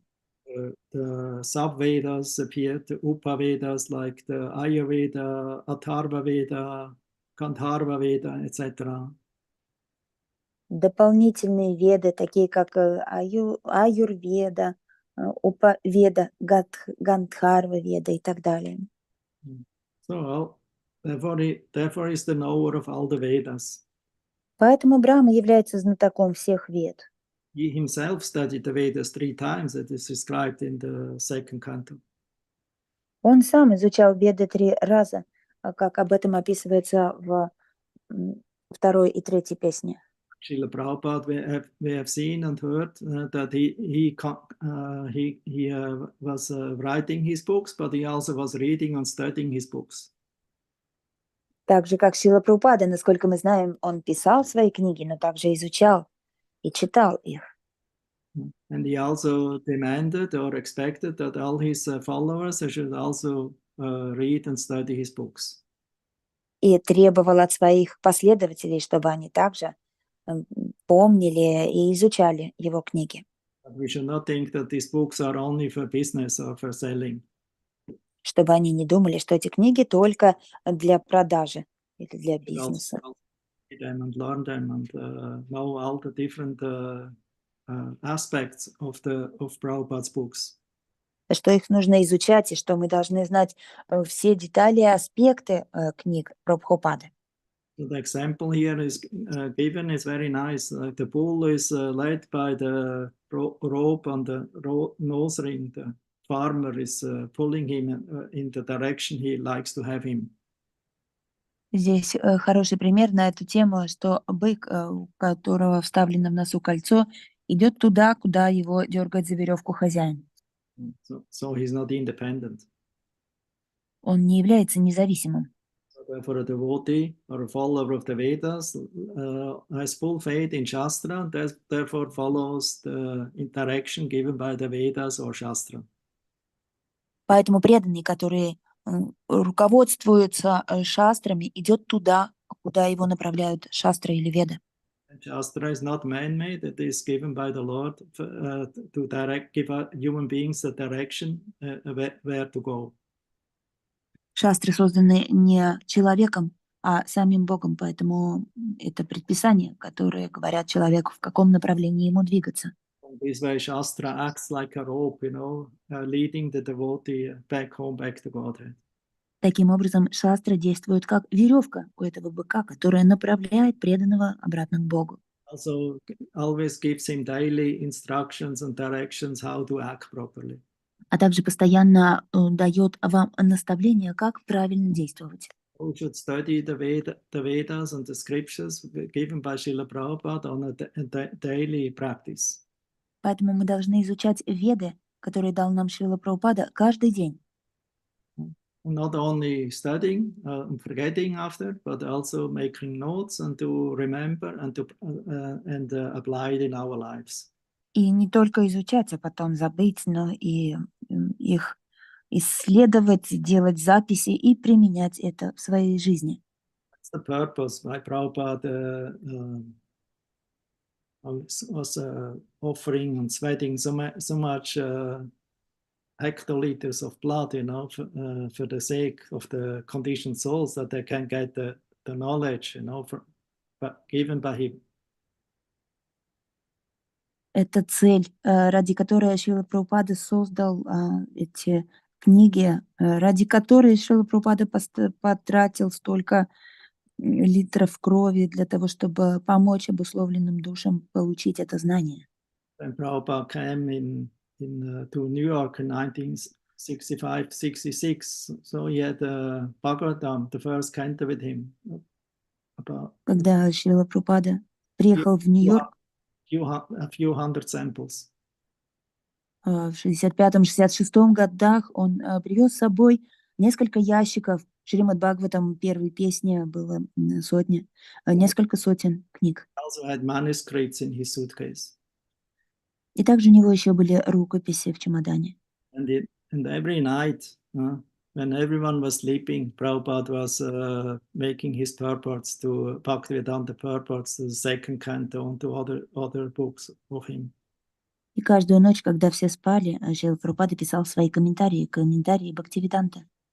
So one time he asked one of his early devotees, Hayagriva Das. Как-то раз он спросил у одного из своих первых учеников Хаягрива Даса, Very good editor in English, because he was a professor in English himself. He was studying this. который был очень хорошим редактором английского языка, поскольку он сам был профессором и изучал это. So he approached Prabhupada, how can I serve your mission? Он обратился к Прабхупаде с вопросом, как я могу служить вашей миссии? Prabhupada told, can you typewriting? Шрила Прабхупада сказал, ты можешь печатать? And then said, yes, I know how to typewriting. Набирать текст. Тот ответил, да, конечно, я знаю. And Prabhupada immediately gave him some manuscripts, about a few pages, 16, so 10 or 15 pages. И я знаю, как это делать. И Шрила Прабхупада сразу дал ему примерно 15 страниц для набора. It's all handwritten, without any space between the lines. Которые были написаны от руки, и между строками даже не было расстояния. No margins, so it's very tight, because Prabhupada was always taking care that nothing is wasted, no paper is wasted. Вообще не было расстояний, полей не было. Между предложениями, между строками, потому что Шрила Прабхупада очень экономно ко всему относился, в том числе к бумаге. So that means from Prabhupada's 8 or 10 pages manuscript became 16, because Hayagriva made margins between the lines. Поэтому из 8, 10, от 8 до 10 страниц рукописного текста Шрилы Прабхупады получилось около 15, потому что Хайгрива оставлял расстояние между строками. To Prabhupada the next time, Prabhupada was very pleased. Но Шрила Прабхупада остался очень доволен. Then Hayagriva asked him, you have some more? И Хайгрива спросил, а есть еще? Then Prabhupada said, yes, I have a lot. Шрила Прабхупада сказал, да, у меня много есть. We showed him a whole suitcase full of when he opened the suitcase, it was full of manuscripts. И, открыв чемодан, он показал ему, что чемодан был полон этих рукописей, забит отказом. And he was so much shocked that, oh my God, these are manuscripts, for thousands of pages. И Хайгрива, он был потрясен, он сказал, вижу, что здесь тысячи этих рукописей на 1000 страниц. And this will take me a whole lifetime to type. Это, наверное, целая жизнь уйдет для того, чтобы это все набрать в текст. The Prabhupada says, yes, not only one lifetime, many lifetimes. И Шрила Прабхупада ответил, да, и причем не одна жизнь, а много жизней. So many times he told, if you carefully study my books, you have the whole lifetime of reading material. И Шрила Прабхупада говорил, что мои книги, они рассчитаны на целую жизнь, если вы будете их тщательно изучать. And he also told we should not only read them superficially, we should also read every word, even word for word. Причем их нужно читать не поверхностно, а читать пословно. Каждое слово. Not only one time. like Brahma studied Vedas 3 times, so we should at least 3 or 4 or 10 times we should again and again read these books. И не один раз, ведь Брахма изучал Веды минимум 3 раза, поэтому мы тоже должны снова и снова заново изучать эти книги. Maybe you notice in Prabhupada's daily lectures, he was so much, how you say, requesting his disciples and followers to study Bhagavad Gita. Может быть, вы заметили, что в ежедневных лекциях Шрилы Прабхупады он так часто говорит своим ученикам, что нужно изучать Бхагавад-гиту, Everything is there in the Bhagavad Gita. что все содержится там, в Бхагавад-гите. You know Bhagavad Gita, so you can, how you say, speak with all kinds of opponents and faiths of people. И если вы знаете Бхагавад-гиту, вы можете общаться с любым оппонентом и обращаться с любой верой человека. Especially you can convince yourself. И прежде всего вы сможете сами обрести эту веру. So told, if somebody still is faithless after reading Bhagavad Gita, what's the use of his reading? Шрила Прабхупада говорил, если кто-то не обрел веру после чтения Бхагавад-гиты, то что толку в этом чтении? So many intellectuals and politicians and scholars who read Bhagavad Gita again and again, but still had no faith in Krishna's authority. Ведь очень много ученых, образованных людей читали Бхагавад-гиту снова и снова, но у них не появилась вера.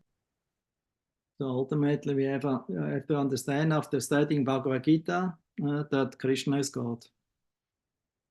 Потому что мы должны понять по итогу изучения Бхагавад-гиты, что Кришна — Господь. And if you read Bhagavad Gita as it is, then it becomes very clear after one time reading, 2 times reading. If after 2, 3 times reading it's still not clear, then something is wrong in us. Что Кришна — это Бог. И этого достаточно одного раза, чтобы понять это, прочитать Бхагавад-гиту, как она есть. И если мы этого не понимаем, читая эту книгу, значит, что-то с нами не так. Prabhupada was so merciful. He gave us so much books to read. He gave us also service. Шрила Прабхупада был настолько милостив, он нам дал так много книг, и кроме этого он дал нам еще и служение. Not only theoretical knowledge, he also taught us, how to practice these books. Не только теоретическое знание, он также нас обучал тому, как практиковать знания в этих книгах. Therefore, he engaged everyone according to their nature in Krishna's service, according to his books. А также он занимал каждого, соответственно, знанию в этих книгах, занимал каждого в сознании Кришны по его природе. If you then still become miserable or be miserable after reading these books and you're confused, then something must be wrong in our И если вы own attitude. Если вы все еще продолжаете оставаться несчастным после изучения наших книг, значит, что-то с вами не так, значит, что-то неправильно. As we can see now, demigods approaching Brahma for solving their confusion. Итак, здесь мы, возвращаясь к этой истории, видим, что полубоги обращаются к Брахме для того, чтобы он решил их проблему, то есть избавил их от заблуждений, от непонимания.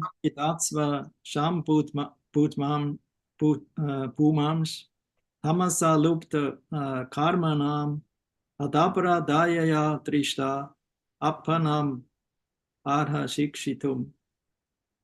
The demigods pray to Brahma, please look upon us mercifully, for we have fallen into a miserable condition. Because of the darkness, all our work has been suspended. Полубоги молили Брахму: пожалуйста, обрати на нас свой милостивый взор и снизойди к нашим страданиям. Из-за наступившей темноты вся наша деятельность остановилась. Darkness is around you is one thing. You cannot do anything if everything is dark. And if you are dark side inside, that means ignorant inside. Oh, which direction you will go? Тьма, когда окружает нас, во-первых, мы ничего не видим, и мы не знаем, куда идти. Но если тьма еще и внутри нас, то мы не знаем, в каком направлении нам действовать. Therefore, by all circumstances, we should come out of darkness and come to the light. Поэтому в любых обстоятельствах мы должны выйти из тьмы на свет. The material world is tamasa, the spiritual world is jyotir, it's light. Материальный мир тамаса, а духовный мир — это джотир, свет. Therefore, the Veda mantra is tamasima jyoti brahma, jyoti gama. Come out of darkness and come to the light. В этом стихе говорится: выходи из тьмы на свет. So the demigods in the last verse of this book, Esha Deva Titer Garbha, Ocha Kashyapam Arpitam, Tishas Timirayan Sarva, Vardate Gnir, Ivaidhasi. As fuel overloads the fire, so the embryo created by the semen of Kashyapa in the womb of Diti has caused complete darkness throughout the universe. И последний стих из этой серии стихов из молитв полубогов. Подобно тому, как избыток дров гасит пламя костра, плод, который развился из семени Кашьяпы в чреве Дити, стал причиной того, что Вселенная погрузилась в кромешную тьму. So they understood that this is happening because of Diti and because of the powerful semen of Kashyapa Muni. То есть они понимали, что эта тьма произошла из-за беременности Дити, из-за этого могучего семени Кашьяпа Муни. Those demigods all come from the same family, they're all sons of Kashyapa. Все полубоги вообще происходят из одной семьи, они все являются сыновьями Кашьяпы. So they understood that it's happening through Diti. They were sons of Aditi. И они понимали, что эта тьма происходит от Дити, потому что они были сыновьями Адити. So they understood that the darkness was caused by the embryos of Diti lying in Diti's womb. Они понимали, что эта тьма исходит от тех живых существ, которые находятся в утробе Дити. Then text 11, Maitraya Vacha Saprahasya Mahabaho Bhagavan Shabda Gochara Patyacha Shtatma Bhur Devan Prinandruchiraya Gira. Sri Maitreya said, thus Lord Brahma, who is understood by transcendental vibration, tried to satisfy the demigods, being pleased with their words of prayer.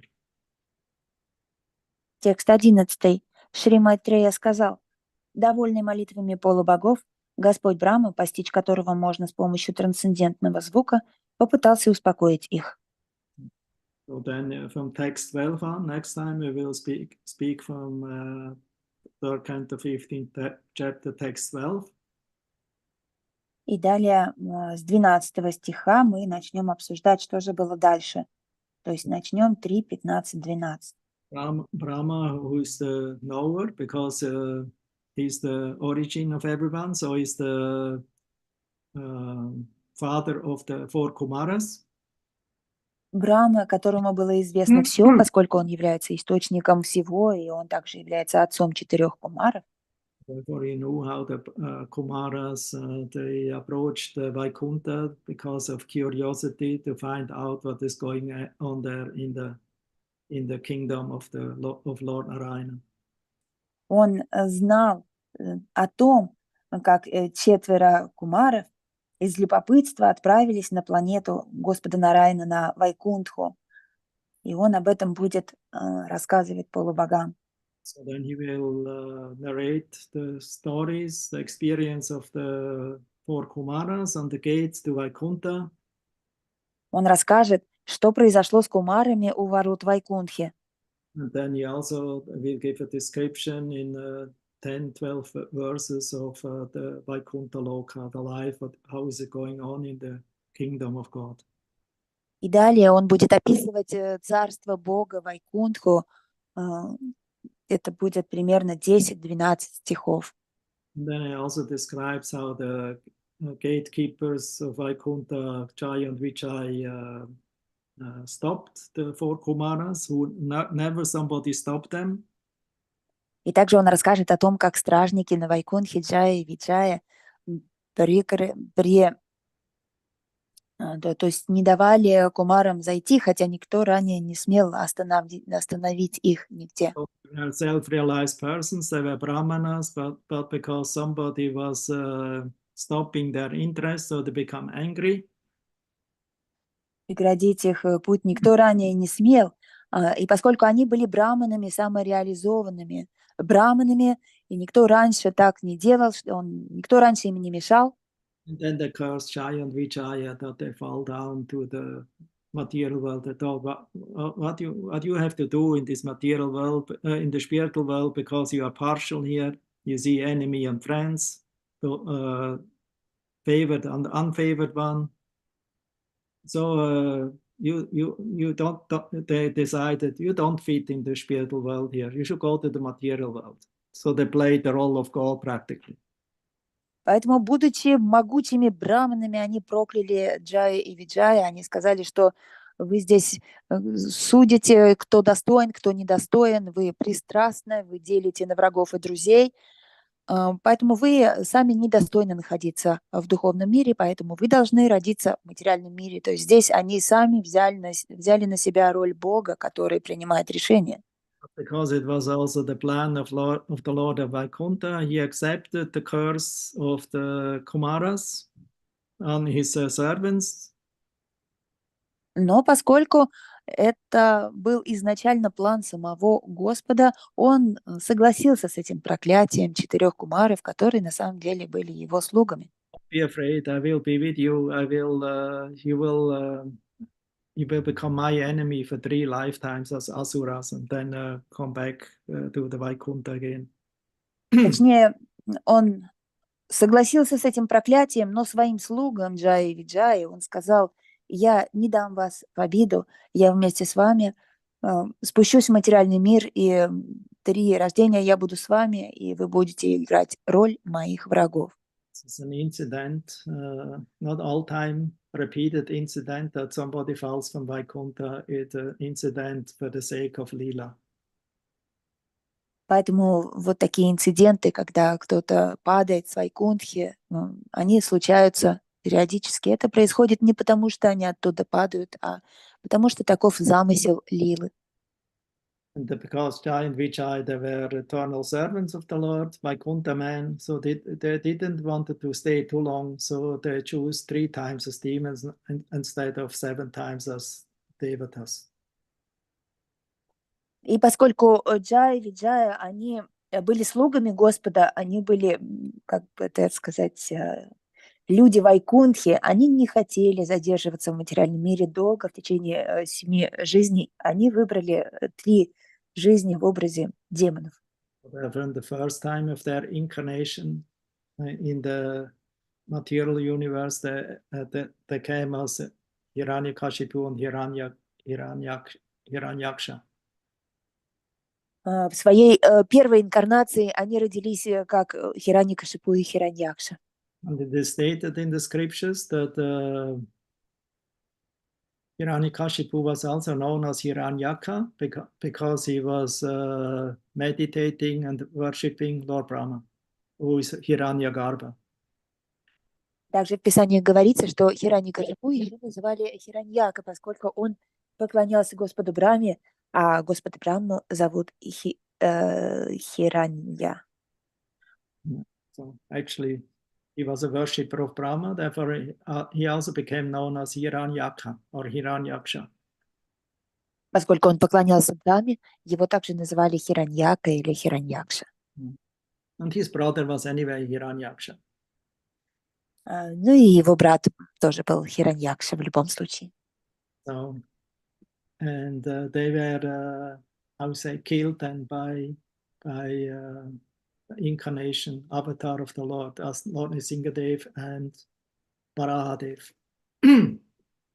И они, эти демоны, были убиты инкарнацией Господом Нрисимхадевы и Варахадевы. So the whole Bhagavatam is full of narrations of the different avatars of Krishna, his different features, how he appears in this world. Так что весь Бхагаватам исполнен этих повествований о Кришне и о том, как Кришна является в этом мире. He's acting like an actor on the stage, using different dresses for presenting a certain pastime. О том, что он действует как актер на сцене, который переодевается в разные образы. But he always remains the supreme transcendental Lord. He never becomes never accepts a material temporary form. Но при этом всегда остается верховной личностью Бога и никогда не принимает материальную форму. Otherwise, these narrations we would not find in the Bhagavad Purana. Иначе таких историй мы не нашли бы в Бхагавата-Пуранах. Narrations are in the scriptures of the Vedas and especially in the Bhagavad Puranas and other Mahapuranas to give the living entities, the conditioned souls, an opportunity to hear about these divine avatars, to become purified and become attracted to also join their eternal pastimes in the spiritual world. И Кришна создает эти лилы, эти истории о нем и о его играх для того, чтобы дать возможность обусловленным душам услышать эти истории о Кришне в материальном мире, для того, чтобы они очистились. Для этого он и дает им священные писания, как Пураны, Бхагавад-гита и Бхагаватам. So more about it next time, huh? Next weekend, Sunday. I think next time we can do Sunday again. В общем, продолжим тогда в следующий выходной, в воскресенье, я думаю, в следующий раз. Also Sunday we will have Bhagavad Gita with Serbian devotees. У нас будет также Бхагават-катха с сербскими преданными. Last time we discussed the 22 avatars of Lord Krishna, and this time we will speak about Krishna as the source of all incarnation.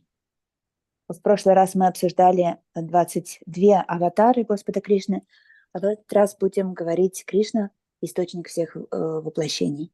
Krishna is the source of all incarnations. He is avatari.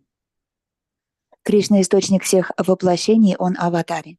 He accepts these different forms. He manifests in these different forms, and although they're different forms, they're still eternal forms. Он обретает эти разные облики, эти разные формы, несмотря на то, что он вечный, он принимает разные формы. That Krishna accepts different material forms and gives them up. No, they're all eternal forms. Но это не так, что Кришна принимает разные материальные формы и потом их оставляет. Нет, он всегда их... То есть эти формы вечные. Vishnu forms are all eternal, ananta rupa, they're unlimited and eternal. Формы Вишну вечные, ананта-рупа.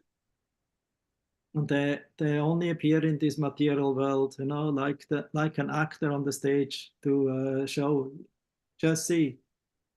Don't imagine you're God or think yourself you're God or God that is impersonal or a void, no, or something but imaginary. Here is he as he is. Он появляется в этом мире как актер, и это его вечные формы, но при этом Господь, он реален. Это не какая-то воображаемая форма. Although the Lord appears in so many different multivarious avatars, still people are faithless. Even the great scholars, they become bewildered. The yogis become bewildered. И все же, несмотря на то, что сам Господь является в самых разных аватарах, многие люди введены в заблуждение, и их неправильно воспринимают даже образованные люди.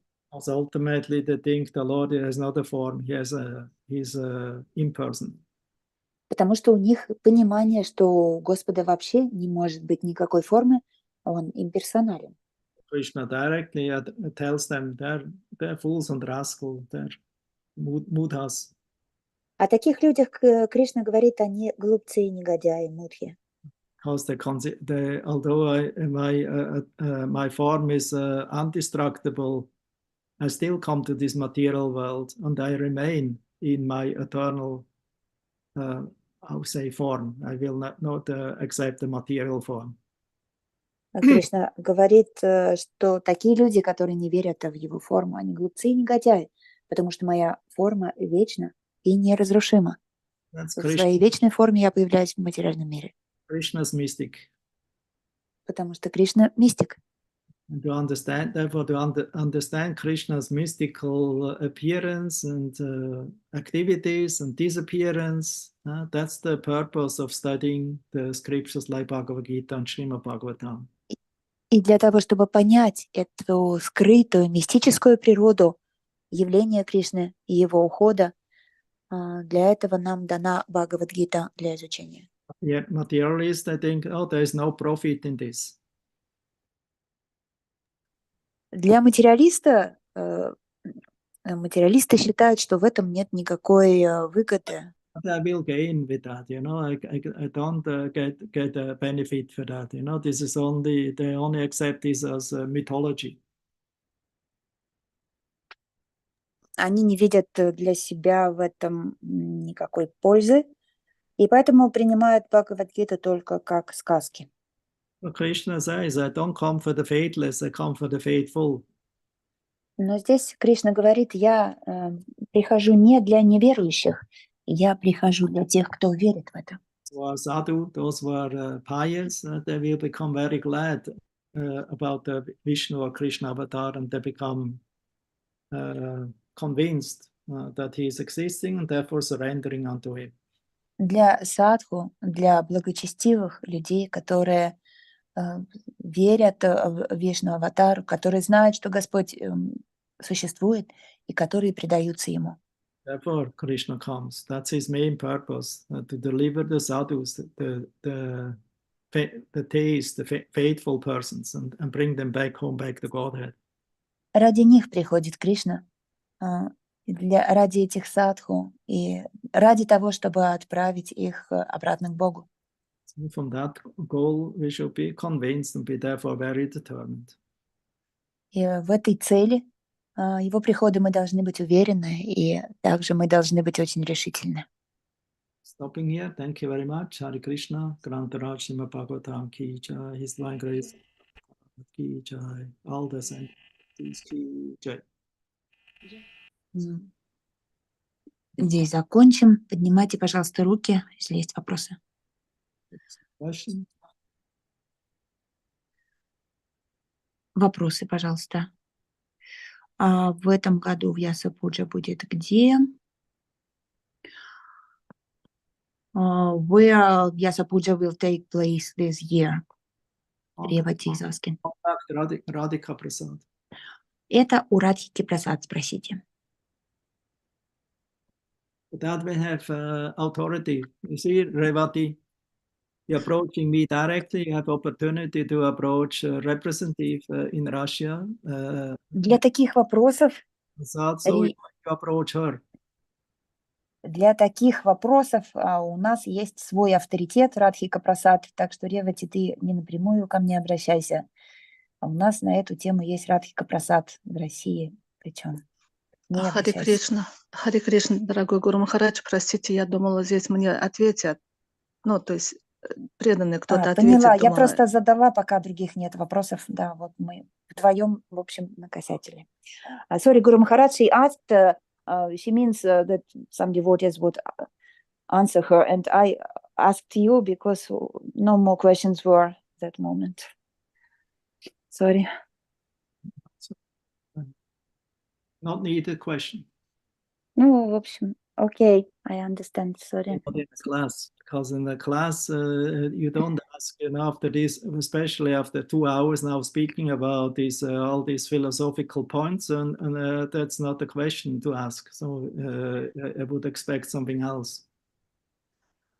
Ну, в общем, такой вопрос был без необходимости, особенно после двухчасового класса такого философского. Я вообще других вопросов ожидала.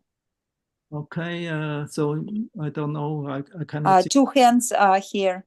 But I don't see names. Ачутатма and Bhakta Koля. Achutananda, sorry. Achutananda from Ulyanovsk. And what's the second? Bhakta Koля. Always the same persons every time. Одни и те же люди каждый раз задают вопросы. Jagannath has no questions. It looks like it's maybe too hot in Mayapur to think. А у Джаганнатачари нету вопросов сегодня. Наверное, в Майяпуре очень жарко, чтобы думать. Parushika, yes, last time. You're still in a cool climate here. А Маха Парушики? А у тебя почему нет вопросов? У тебя там нормальный климат. Rasa Vilasani, it looks like she's already too hot in the down under. А у Расы Виласи не похоже, тоже жарко очень. Maybe too cold. I don't А know. может быть, очень холодно. Winter or summer season. Может быть, там зима или осень, или лето. В общем, я не знаю. In Kantari, Австралия. question. Everything is clear for her. У Гандхари тоже нет вопросов, ей все ясно. And Bhakti Granta is in visiting tour now, so he has maybe also no questions. He has his mind in so many places now. У Бхакти Грантхи он сейчас в туре. Наверное, у него своих там вопросов много. И на лекции у него нет вопросов. Vasanta is also not clear. She doesn't know where if she lives now in Mayapur, Russia, or in somewhere else. Васанта тоже непонятно, она сейчас в Майяпуре, в России или где-то еще.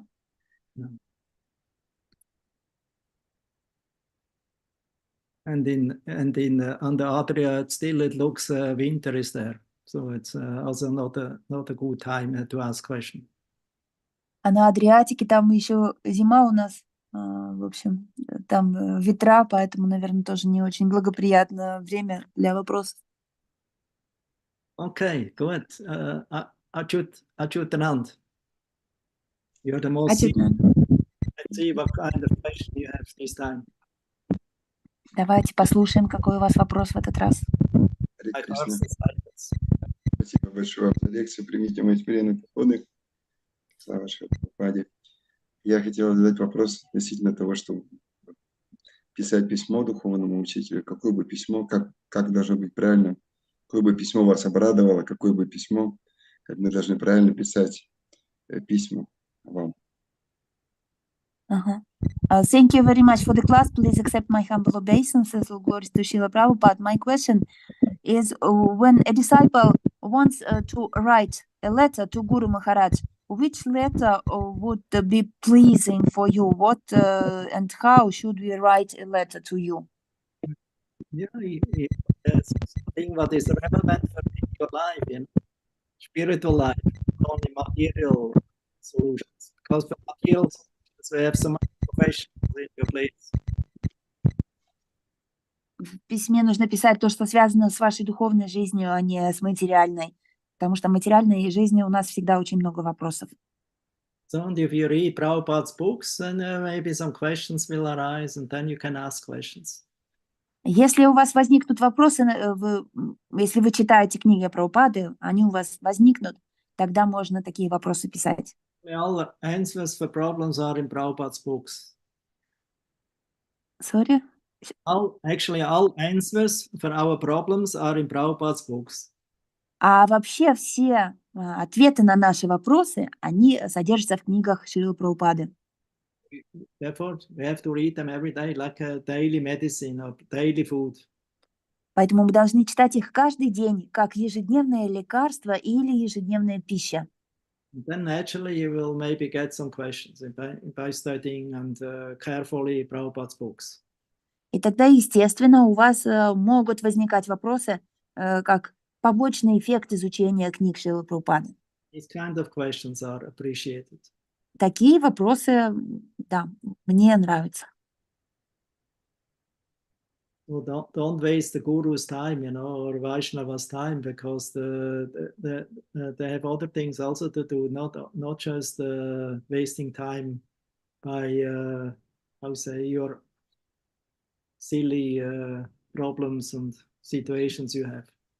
А в остальных случаях не нужно тратить впустую время гуру и других вайшнавов тоже на ваши какие-то материальные вопросы, в общем, глупые какие-то материальные ситуации. Krishna takes care for every devotee. If you surrender to him and you practice the process, you should have not a scarcity. На самом деле Кришна сам заботится обо всех преданных, если вы предаетесь ему и практикуете преданное служение, не будет недостатка ни в чем. And if there is scarcity or a problem arising during your practice, then you can ask. Если же чего-то недостает вам уже в процессе вашей практики, все равно тогда вы можете спросить. But if you are not practicing and not endeavoring and then come and ask, for the miracle formula, then this is rascaldom. Но если вы не занимаетесь духовной практикой, не прилагаете усилия к ней, и при этом приходите спрашивать про свои проблемы, тогда это уже нечестивое поведение, в общем, это негодяйство. Don't be a rascal, then Krishna will help you, Guru will help you, Super Soul will help you. Здесь не будьте негодяем, и тогда Кришна вам поможет, Параматма поможет, и Гуру поможет. You have to be sincere. Disciple means sincere. Вы должны быть искренними. Ученик, это слово disciple, означает искренний. Okay, next question. Следующий вопрос. Bhakta, Коля, Kolia. пожалуйста, вопрос. Харе Кришна, Гуру Махарадж, спасибо большое за лекцию, пожалуйста, примите мои смиренные поклоны. Я вот не с начала лекции был, вот услышал, что Брахма изучил Веды 3 раза. Может быть, вы в лекции говорили, ну вот, если нет, поясните, пожалуйста, почему 3 раза? Спасибо большое. Thank you, Guru Maharaj, for the class. Please accept my humble obeisances. Brahma studied the Vedas for 3 times. I cannot understand why 3 times. Could you comment on it? Yeah, to go for sure. We should read the book not only 1 time, we should read the book minimum 3 times. 3 раза, имеется в виду, он точно их прочитал. Также рекомендуется и нам прочитать книгу не 1 раз, а для того, чтобы вот обрести эту веру, мы должны ее прочитать минимум 3 раза, чтобы был результат. Acharya is showing by his own example. I have to study the scriptures 3 times to clearly understand what the Lord is manifesting through. Поскольку Брахма Ачарья, он своим примером показывает, что чтобы другие изучали книги 3 раза, то и он должен минимум 3 раза изучить для того, чтобы Господь проявился. Brahma didn't want to teach or represent something, I would say, what is not useful. Брахма не хотел обучать других тому, что не приносит пользы, What is not understandable. и то, что непонятно. So as a teacher, the teacher has to understand first, then you can teach. Как учитель ты должен сам сначала понять то, что ты учишь, а потом уже обучать других. In the story with Vedas, Vyasadeva wanted to find a scribe to whom he could dictate the Mahabharata. В истории из Вед Шрила Вьясадева хотел найти живое существо, которому он мог бы рассказывать Махабхарату. So he found Ganesh. Махабхарату. И поэтому он нашел Ганеша. So, but Ganesh told you have to dictate me I will only write on the condition that you dictate me without interruption. Чтобы кто-то записал ее. Но Ганеш поставил ему условие: я буду ее записывать, только если ты расскажешь ее за 1 раз без перерыва. But Vyasadeva, he also had to eat something, sometimes has to take a little rest. Но Вьясадев иногда отрывался, чтобы поесть или отдохнуть.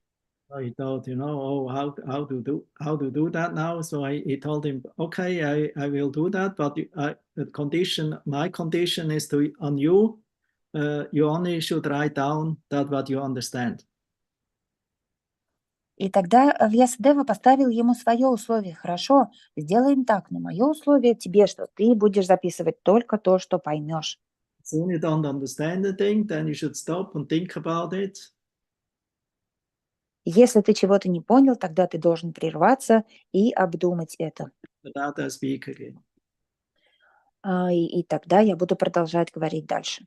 Well, sometimes if he needed a rest, so he spoke something that was difficult to understand, even for Поэтому, когда Вьясадеве нужно было отдохнуть, он произносил что-то сложное для понимания, даже для Ганеша.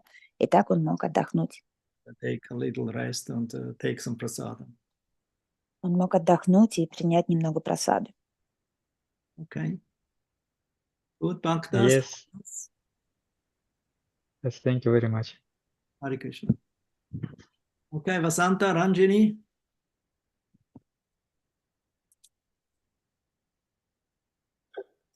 Hare Krishna Guru Maharaj. I'm still in Mayapur. I know. Guru Maharaj, thank you very much for the class. You said that the demigods, they're going to Brahma because he is authority, and they want that Brahma solve their problem. So in previous chapters, the Bhumi also went to the Brahma to ask about the help. So, but Bhumi, he is a wife of Vishnu, like Varaha. So she couldn't ask him directly. Also, this reason, same like this demigods. Бхуми тоже пошла решать к Брахме свои проблемы, так же, как и полубоги, но Бхуми, она же является женой, и она тоже может обратиться напрямую к Брахме.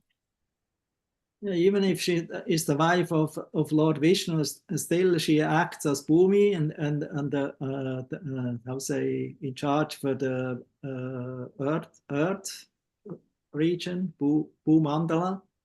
So Точнее, она ведь жена Господа Вишну, да. He accepted the shape of a cow to approach Brahma and Lord Vishnu to get some help from him. Она ведь может напрямую обратиться в Вишну. Зачем она пошла к Брахме? Она приняла облик коровы и как хранительница земли обратилась к Брахме как к Творцу для того, чтобы от него принять должную помощь. My understanding, it's not written anywhere. Мое понимание, хотя это не написано нигде. Because even Bhumi Devi, she is a devotee. Что даже Бхуми Деви, которая является преданной, she is powerful herself, которая и сама уже является могущественной, and she could get rid of the demons, by some earthquakes or some catastrophe, no problem. Она и сама могла избавиться от этих демонов, просто устроив землетрясение или катастрофу, для нее это не проблема. But she thought, it's would be nice if the Lord has interest also in Bhumi, in my planet, and in the saintly persons living here. So he maybe is interested to come. Но она решила, что поскольку Господь, Он приходит ради святых людей, и Господу, скорее всего, будет интересно состояние земли, и вот это вот то, что демоны терроризируют святых, скорее всего, Он захочет прийти сам. So although she could do it herself, she approached therefore Brahma as supreme authority of the universe, and in this way they approached Lord Vishnu. Так что она могла всю проблему эту решить сама, но ради явления Господа она обратилась к Брахме, и потом они все пошли к Господу Вишну. Yeah. What else can I say? It's I can just speculate. Что еще я могу сказать? Только сам что-то от себя подумать. But at least these could be a reason. Но это может быть причиной, таково мое видение. The other reason also is, I remember now in Priya Bhagavatamrita, Sanatana Goswami describes that Bhumi is situated in the first layer of the universe. The first layer of the universe is a layer of earth. There are 8 layers, and the first one is Bhumi, earth. И еще одно разъяснение, я помню из Брихат Бхагаватамриты, Бхуми находится в первом слое Вселенной, которых 8, и первый слой – это Земля. but not in the gross way, in a subtle way. Это не грубое проявление, а тонкое. Because even earth, water, fire, air, ether, they have a subtle origin from the avyakta. Потому что у этих слоев вода, земля, огонь, эфир, воздух, у них есть еще и тонкое проявление, то есть авьякта.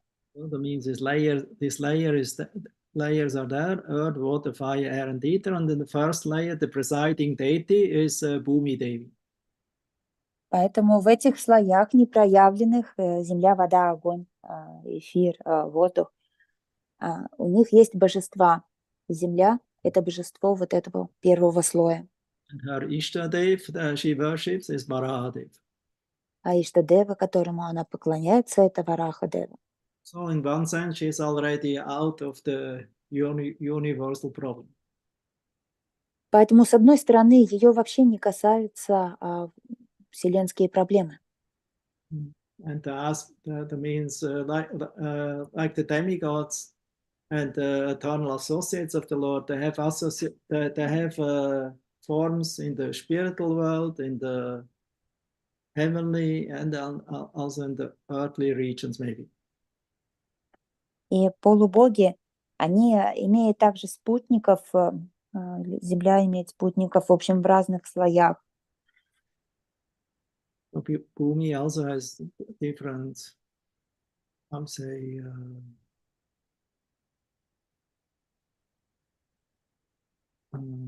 different. У Бхуми.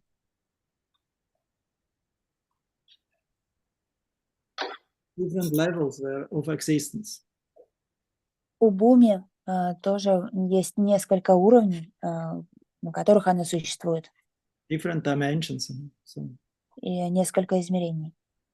now here we have one of the Bhumi. She is in charge for the Bhumandala. Один из образов Бхуми, она отвечает за Бхумандалу. So she approached for Lord Brahma. So that, because that's the process. Like Revati should actually approach not me or God himself, but actually through the representative, a secretary. Поэтому такой процесс. Бхуми обратилась для решения этой проблемы к представителю здесь в материальном мире, Господу Брахме. Так же, как Ревати, вот этот технический вопрос должна была спрашивать не у меня, а у представителя.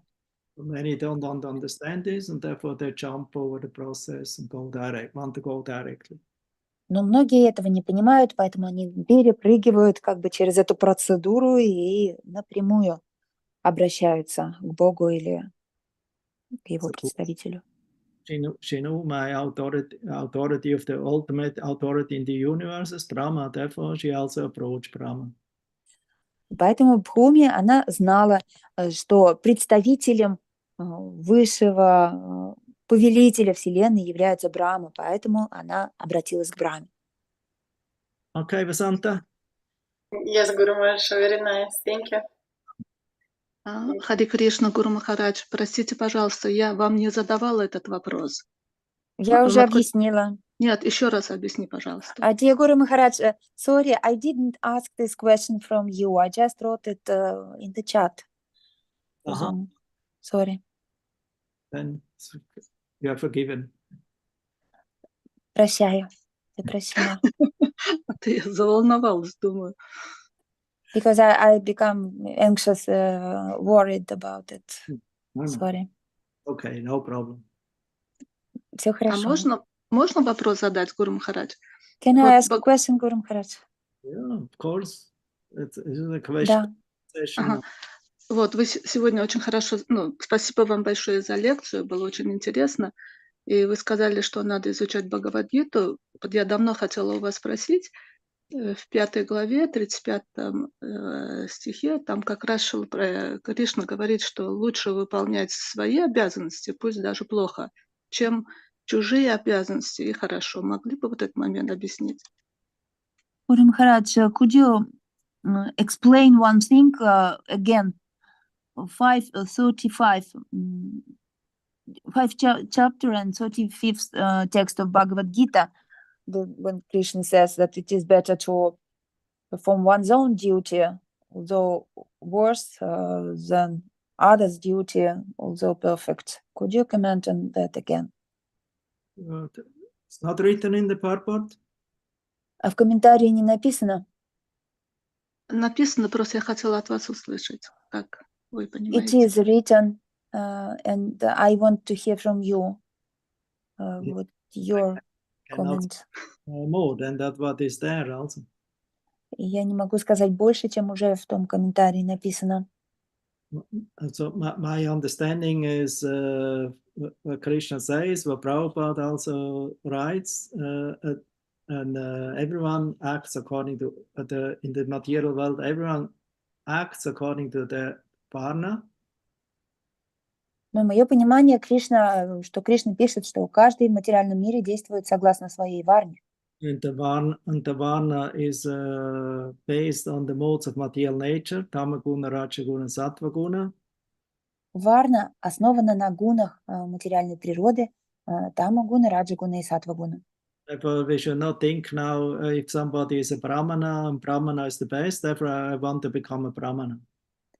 Поэтому мы не должны думать, что если браман является высшей кастой, то я должен хотеть стать браманом, стремиться стать браманом. Although he's maybe a shudra or a kshatriya or a, I don't know, something. Хотя по природе человек имеет способности шудры или кшатрии, Like Vishwamitra Muni.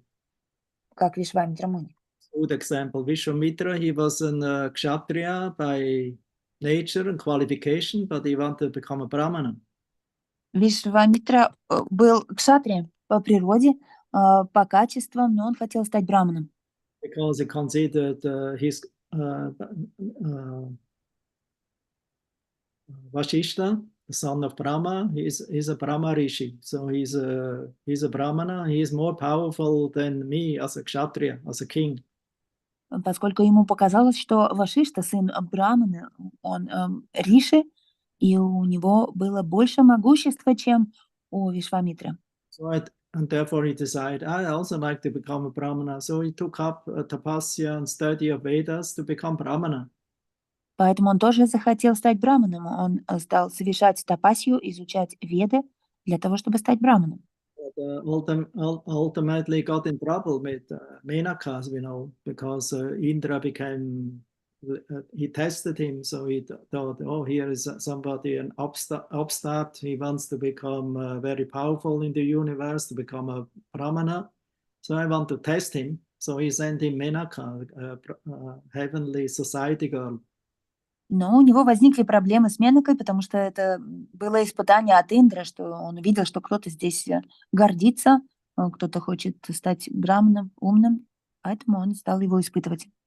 Послал небесную красавицу. Vishwamitra, he performed tapasya for hundreds of years. He still he could not control his senses when he became immediately attracted to Menaka, to society girl.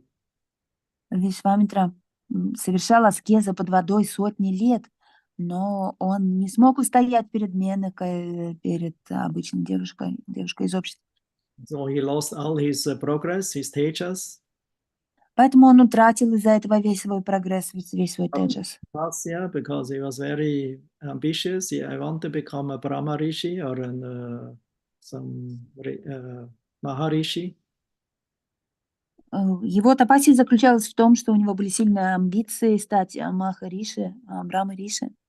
But ultimately never became satisfied. Even he became uplifted to Brahmanas, he started to fight with in a Kshatriya in a challenging way, in competition with Vashishta.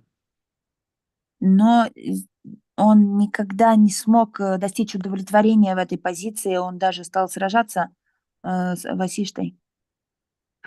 It's very funny. A Brahmana should be peaceful, but instead that he was a Brahmana, but he could not be peaceful. He went in competition with Vashishta. У него был такой, то есть соревновательный дух, он стал соревноваться с Васиштой, хотя Брахмана должен по природе быть спокойным и удовлетворенным. But that's the point what Krishna made. It is we should not try to imitate somebody else's duty. И об этом Кришна здесь говорит, что мы не должны подражать обязанностям других, just because it is better. просто потому что это лучше.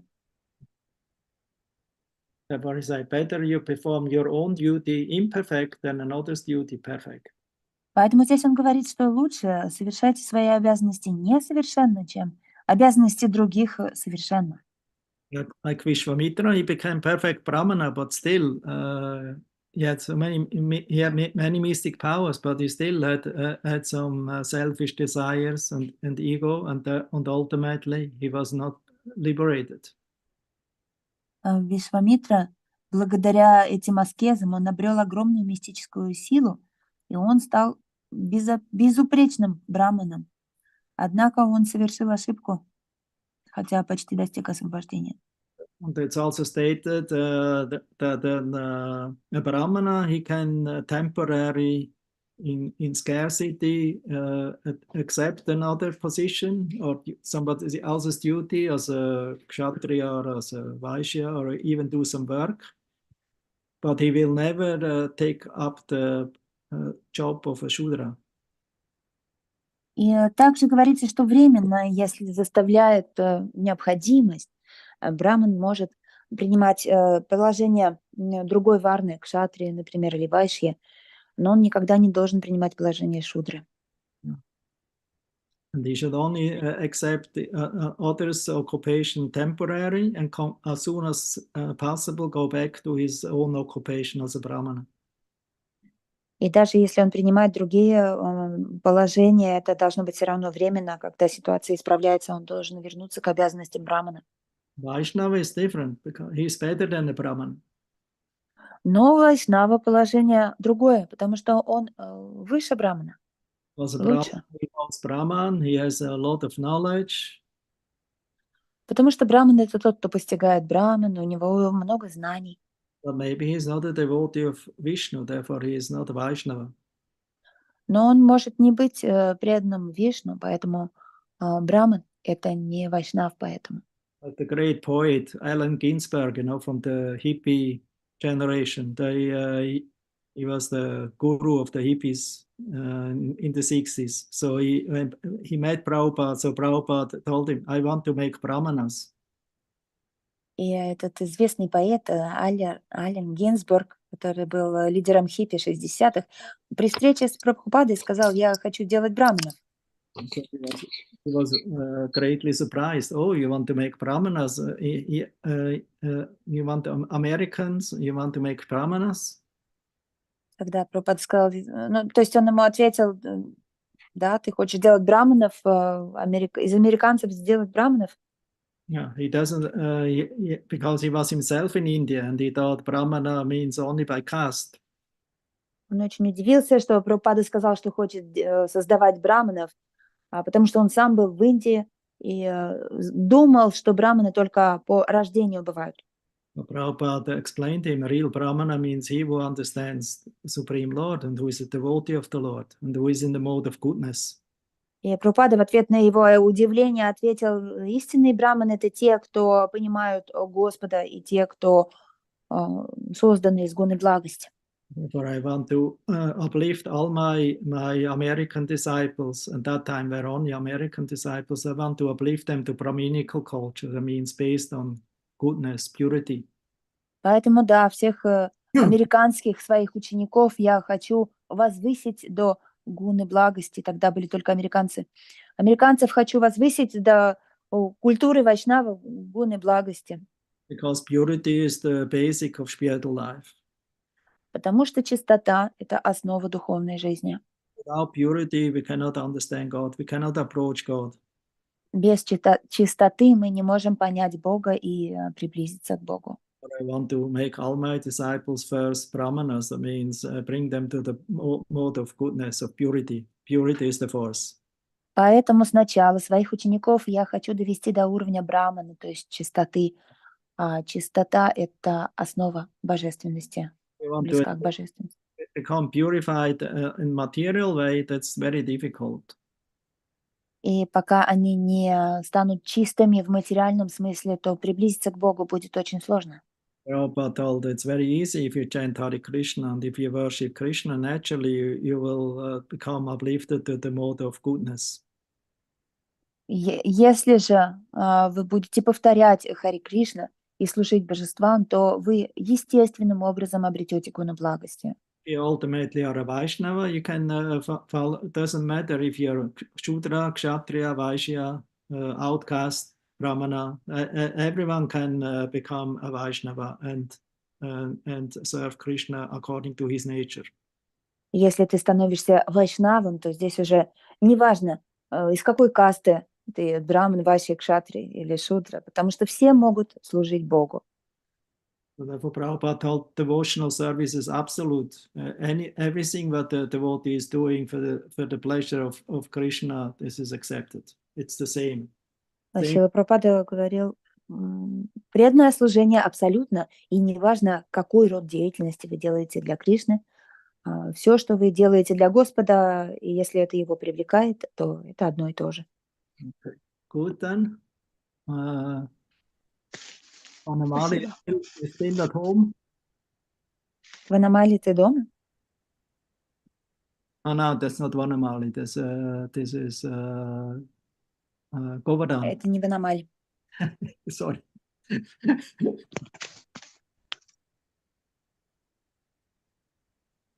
Dear Guru Maharaj, please accept my humble obeisances or glories to Srila Prabhupada. Thank you very much for your lecture. I think I wake up now. I wake up. I was sleeping. Thank you. How long? So yeah, it's come in my mind. Actually, yesterday, immediately when I was reading, after yesterday Srila Prabhupada lecture, and then Radhika Prasad put this title about that we should follow the example of Krishna, and said, and Srila Prabhupada in that lecture, he said that Krishna was also grihasta, and in the spiritual world, Krishna has many wives, and so, and that we should follow the example of Krishna, and that then Prabhupada, and that we are also to remain as grihastas. And then Prabhupada says in the lecture, which words use? What is the effect to become a sannyasi? What is the value of a sannyasi? Yeah, what is the value of sannyasa is not a big task. Yeah. It's better to remain a grihasta, a householder, but not ordinary, but perfect householder like Krishna. Show his example. So now, therefore, we should follow Krishna. Yes, yeah, but I when I read this particle, I was a little bit. I was not satisfied. I was first I was confused, and then I was also a little bit, how to say, I was a little bit angry because,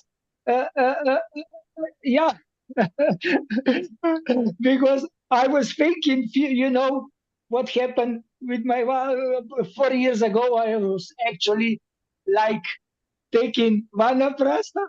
But well, back to Prabhupada, what Prabhupada said many times. Prabhupada say after reaching the 50 years of our life, we should renounce from the family life, and that we to take renunciation and so on. Everything. And now we're speaking. We should stay a grihasta. And the Krishna is also grihasta. So I yesterday I was really confused and a little bit, because from my point of view, I try to follow this instruction of Srila Prabhupada because I'm already 59, and when I split with my wife, I was thinking, oh yes, now I'm 59, Prabhupada takes sannyasa with that year, and I should follow Prabhupada.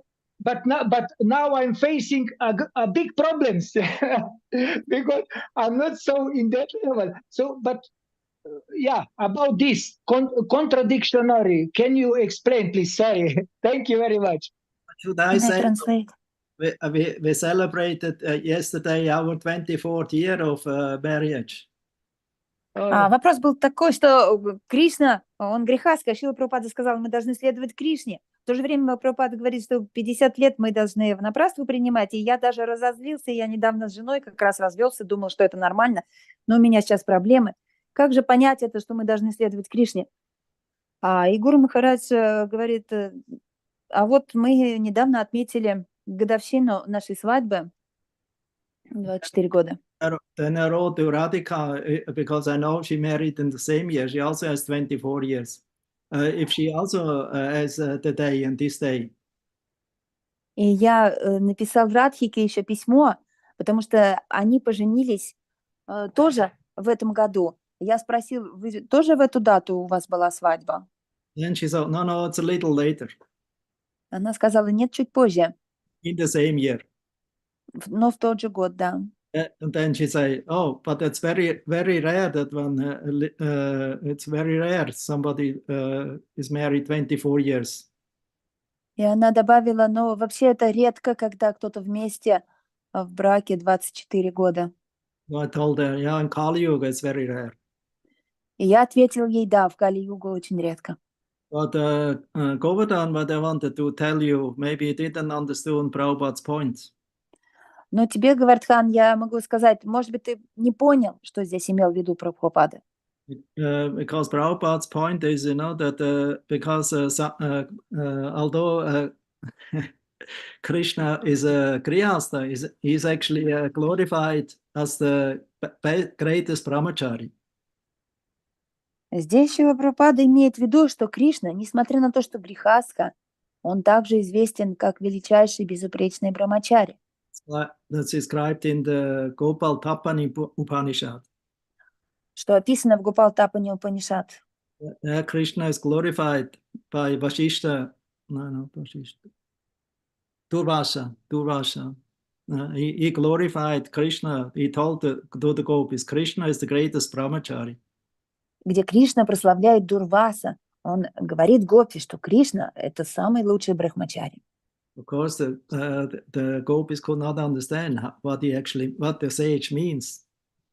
Гопи тогда не могли понять, что имел в виду мудрец. And this is actually very clearly explained by Shukadev Goswami in the Bhagavatam. Although Krishna was married with so many queens in Dwaraka and also with the gopis in Vrindavan, still he was actually detached. И также это очень четко описывает Шукадева Госвами в Бхагаватам, что несмотря на то, что у Кришны было так много жен и подружек, он все же был не привязан. Because Rasa Lila or Krishna's Grihastha life is not material, it is spiritual. It is under the spiritual Antaranga Shakti energy. Эти лилы, расы, лилы, любовные игры Кришны, они не на материальном уровне, а абсолютно на духовном, потому что это лила с Антаранга Шакти. For Krishna, although he was married, he came and he has in association with so many gopis and queens or princesses in Dwaraka, he still is brahmachari, his greatest sannyasi.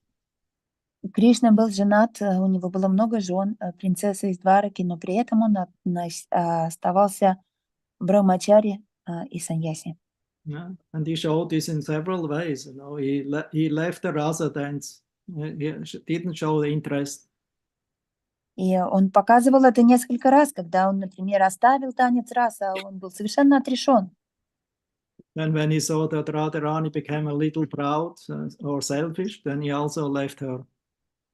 Когда он увидел, что Радхарани немножко возгордилась, немножко присвоила его себе, он тут же оставил танец рас. Well, Krishna never leaves his dear devotees, especially Radharani and the gopis. So that's only a part of the lila to increase, I would say, each other's attachment.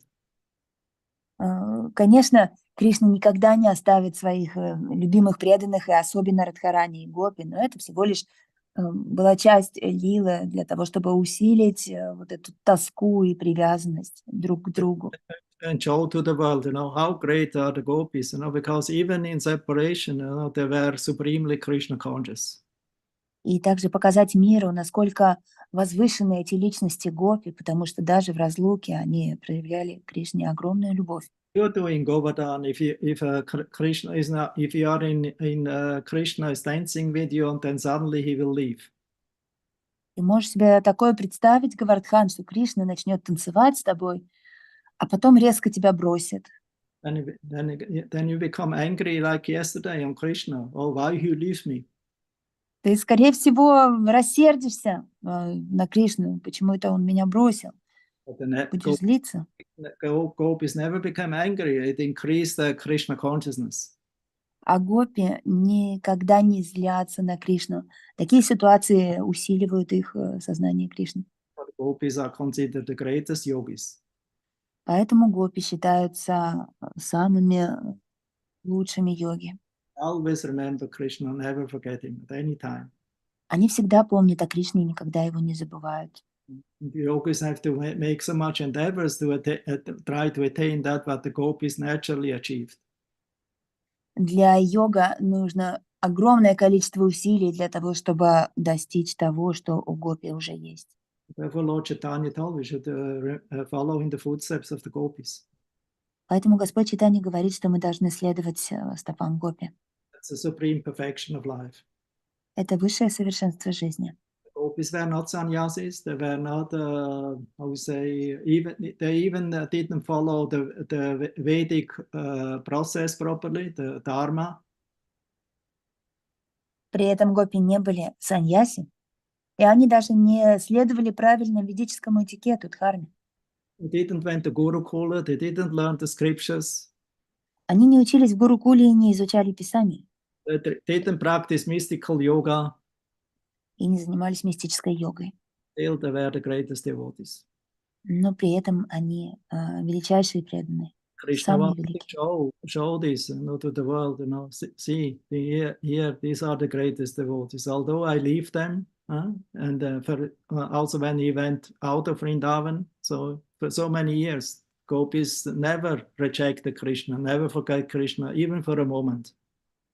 На этом примере Кришна хотел явить всему миру, что гопи — это самые лучшие преданные, потому что, несмотря на то, что он их оставил, он их бросил, они все равно продолжали любить его. Another thing is with Krishna and Dwaraka, he was married with 16,100 princesses, and although he was together with Rukmini or with other queens in the night, and there was 3 o'clock or 4 o'clock in the morning, Brahma Muhurta time, he realized, although the princess was still sleeping, and maybe expected that husband maybe should stay with me, he realized and he performed his morning duty, his morning sadhana. И еще один пример отрешенности Кришны, что у Кришны было 16 108 жен, и они, несмотря на то, что он спал в объятиях этих прекрасных женщин, он в Брахма Мухурту в 3-4 утра вставал и совершал ягью. Хотя жена думала, что муж должен спать с ней. It doesn't matter if you're Grihastha or Brahmana or Shudra, Lord Chaitanya says, we are servant of the servant of Krishna's very dear servants. Так что не важно, в принципе, кто вы, саньяси, брахма, шудра или ванапрастха. Господь Чайтанья говорит, что главное, чтобы мы занимались служением. Maybe think, oh, it would be nice if I'm a Vanaprastha or a sannyasi, but Brahmana, sannyasi or Vanaprastha is still material. You cannot attract Krishna for it. Нам кажется, что было бы хорошо достичь положения брахмана, ванапрастхи или саньяси, но все это материальные титулы, они не означают любовь к Кришне. When one Grihastha wanted to follow Lord Chaitanya and also become a renunciate, Lord Chaitanya said, no, you stay, you be a Grihastha, and in everyone you meet and wherever you go, and in every house, in your neighborhood, you teach them Krishna consciousness. That's perfect sannyas. Как-то один грехастха захотел, чтобы последовать за Господом Чайтаньей, принять саньясу и бросить семью, но Господь Чайтанья ему сказал: нет, оставайся грехасткой со своей семьей, Но проповедуй каждому, кого ты не встретишь в сознании Кришны, и это будет твоя настоящая саньяса. Sannyas means he has no home, he always is traveling. Саньяса означает, что у него нет дома, он всегда путешествует. Should not become a sannyasi and then live like a grihasta. What is that? Это не так, что человек принимает саньясу, а потом живет в комфорте, как грехастха. So, and in the same time, grihasta is considered inferior because he has not the sanya stuff. И также неправильно считать, что грехастхи в каком-то низшем, в низшей категории только потому, что у них нет данты, саньяса. That's Krishna teaching. Who is the real sannyasi? Is not the sannyasi who is somebody who externally accepts sannyas, but he who accepts sannyas internally. Кришна объясняет, что саньяси – это не тот, кто внешне имеет атрибуты саньяси, принял этот статус, а тот, кто внутри принял статус саньяси. Therefore, the best sannyasi is the one who is always thinking about Krishna, never forget him, and fully surrender and depend on Krishna. That's sannyas. Поэтому лучший саньяси – это тот, кто всегда помнит о Кришне и никогда о нем не забывает. Это лучшая категория саньяси. Otherwise, sannyas after some years, it's just if we feel, oh, it's a burden. I not even have time to carry my stuff or my tridanda with me anymore. А просто иметь статус саньяси – это достаточно обременительно. Человек через несколько лет это понимает, что у меня даже нет времени носить за собой все эти атрибуты, данду, все остальное. Stick becomes an obstacle. Просто это данда, она уже становится препятствием. Then they travel and they make a telescope tridanda, they put it nice in the suitcase. И во время поездок этим преданным приходится засовывать ее в чехол, как бы как телескоп данда у них, чтобы она помещалась в чемодан. That's not the meaning. That's only external symbol of sannyas. Однако данда – это лишь внешний.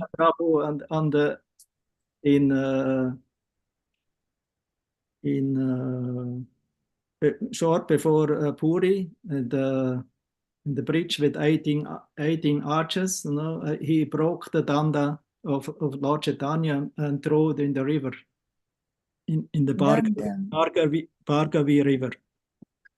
Это лишь внешний атрибут саньяси. Как вы помните эту историю, когда Нитьянанда Прабху сломал данду прямо перед глазами Господа Чайтаньи и выбросил ее в реку. Attara, the bridge is called Attaranala. Это называется Аттаранала. If you enter Jagannath Puri after one village there was one is a Shiva temple. На въезде в Джаганнатха-Пури есть храм Шивы. Kamalapur. Камалапур. Kamalapur, and then there's Attaranala bridge, and then Lord Chaitanya, he became very upset when he asked Nityananda, where is my danda? И там находится этот мост Аттаранала. И когда Господь Чайтанья, он был очень расстроен, он спросил Нитьянанду, где его данда.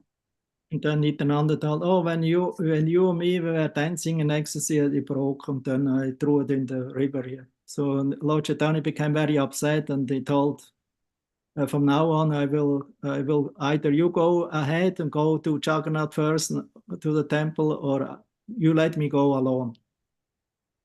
И Господь Чайтанья очень расстроился и сказал: сейчас ты либо иди один в храм Джаганнатхи вперед меня, либо я пойду один. So the point of Nityananda Prabhu thought, oh, my Lord is the Lord of the universe. He's Radha Krishna. He's Krishna. Why he needs to carry a tridanda or an ekadanda or a sannyas stick? Как пояснить этот поступок Нитьянанды? Он подумал: Господь Чайтанья – это же мой Господь Кришна. Вместе с Радхарани, вместе. Это личность. Зачем же ему эта данда, которая олицетворяет уединение? Что он один. Okay, Govardhan, that's the first thing what you didn't understand properly. Гавардхан, это первое, что ты не так понял. clarified. Krishna was the perfect brahmachari, perfect sannyasi, because he was always detached and he performed his duty despite being married with so many beautiful, most beautiful ladies, you know, even more beautiful than the devis, the demigoddesses. То есть это первое разъяснение, которое ты не понял, что Кришна, он был грехастхой, но при этом он был безупречным саньяси и брахмачари, несмотря на то, что он был женат на столь большом количестве женщин, самых красивых женщин, которые гораздо красивее, чем райские деви. The second thing what you didn't understood and what you most probably could not understand because you maybe don't know Prabhupada enough. И второе, что ты не смог понять, и, скорее всего, наверное, не понимаешь, потому что ты не знаешь Прабхупаду достаточно. Because Prabhupada sometimes he makes a point to his disciples. Иногда Прабхупада хочет что-то подчеркнуть для своих учеников. He makes it maybe sarcastic. Хочет обратить внимание на какие-то обычаи, Or in a challenging way. или он хочет их как-то вызвать на разговор. Because this lecture he gave in Tokyo in 1972. То есть какой-то дать вызов. Этот разговор состоялся в Токио в 1972 году. At that time he had already several sannyasis initiated, but not everyone kept sannyas. Many left sannyas. Когда у Шрилы Прабхупады уже было несколько инициированных саньяси, но не все из них следовали обетам, а некоторые оставили саньяс. And he also could understand that many of his sannyasi disciples became a little proud or selfish, and they thought, oh, I'm sannyas now, so I'm the leader now of other devotees. И также он видел, что некоторые его ученики, ставшие саньяси, обрели некое высокомерие и считали, что они выше других преданных и могут ими руководить теперь. Many of the sannyasis struggled with their sannyas, but they kept the sannyas. И многие страдали в этом статусе саньяси, им было сложно сохранять этот статус, но они продолжали его сохранять. About many times he makes a challenge to the disciples and make a contradiction to what they understood, what they until understood as the truth or as the reality. И очень часто Шрила Прабхупада устраивал так называемые тесты для своих учеников, чтобы они увидели так называемое противоречие, и чтобы это было до того момента, пока они не поймут полностью, что он имеет в виду. Because the main thing what the Acharya wants to teach his disciples, is humility. Потому что самое главное, чему Ачарья хочет научить своих учеников, это смирение. And never become proud on yourself on whatever status or whatever service you're doing. Чтобы они никогда не гордились собой и своим статусом, своим занятием. So that's the Acharya's, it's a guru's duty. Это долг Ачарьи, долг гуру. Therefore, Prabhupada challenged his sannyasi disciples. Just see what is the value of your sannyas. Here, Krishna is the perfect sannyasi because he was always surrounded from so many beautiful queens. He still kept to his duty or sadhana of worship.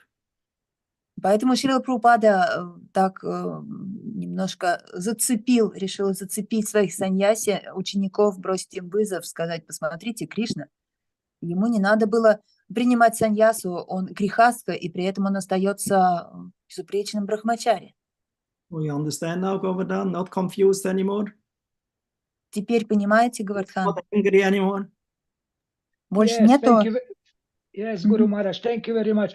Immediately yesterday, later on, I was thinking about that point. I say, maybe you react too much in passion. But later on, it came my mind, I'm sure by your mercy, that actually the real sake of taking sannyasa, like Prabhupada, and also by Sri Chaitanya Mahaprabhu, he was Krishna by himself, he showed just in the sake to spread the Sankirtan mission. That's why later on I understand. For that reason, if somebody takes sannyasa, is just to spread that he could spread the Sankirtan mission more effectively. Otherwise, isn't it, Guru Maharaj? What Да, я понял, obstacles, что... what obstacles you have overcome to spread the Sankirtan mission in your situation? If you are now this or that. I see, no, it's even better because if I'm a grihasta, I can distribute books. But if I take sannyasi should travel, he can't distribute books. It's better to be, for me, a grihasta because I can distribute books. For me, is that totally clear? Yeah, and you're free, you can inspire so many other grihastas how to live as a devotee. What the sannyas cannot do. Yeah. This, I was thinking also that, excuse me, but should I say what I'm missing nowadays in our movement? Because don't be political now. Don't. Okay. Yeah. Okay. Please, you can speak in private. Yes. Okay. Thank you. I understand everything. Yeah. Just try to understand. Srila Prabhupada even told he even wrote in his books that or in letters also that grihasta is even better than a sannyasi because a grihasta maybe saves himself, but a grihasta can save everyone around him. В общем, главное, что поймите, что грехастха, Прабхупада писал, он даже лучше, потому что саньяси, он спасает себя, а грехастха, он и других тоже спасает. Because not every sannyasi is a parijachakacharya traveler. Потому что не каждый саньяси может путешествовать, не каждый из них паривраджакачарья. And actually, like Prabhupada also wanted to make the point, in our Gaudiya Vaishnava Sampradaya, sannyas is not considered important. И Шрила Прабхупада также подчеркивал, что в нашей сампрадае саньяса не является важным аспектом. Because see, Lord Chaitanya had so many followers, there were rarely one of them was a sannyasi, external. И у Шрилы Прабхупады, и у Господа, то есть у Господа Чайтаньи очень много последователей не принимали внешнюю саньясу. And then Prabhupada also made the point of Paramahamsa.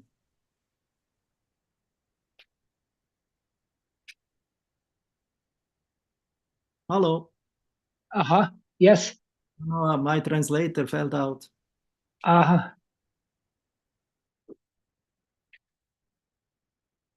Шрила Прабхупада также говорил о парамахамсах. Paramahamsa, he told, if you're on the Paramahamsa stage, you don't have to take sannyas. Он говорил, что... Sorry, I'm here. А если вы уже на уровне парамахамсы, вам не нужно даже принимать саньясу. Paramahamsa, there's no need of because your sannyas is still material, it's still a varna. Потому что саньяса — это материальный статус, это варна. Nature. Это просто ваша природа, материальная природа. Sorry, not varna, ashrama. То есть, извините, это ашрам. Mostly those who are brahmanas, they become sannyas.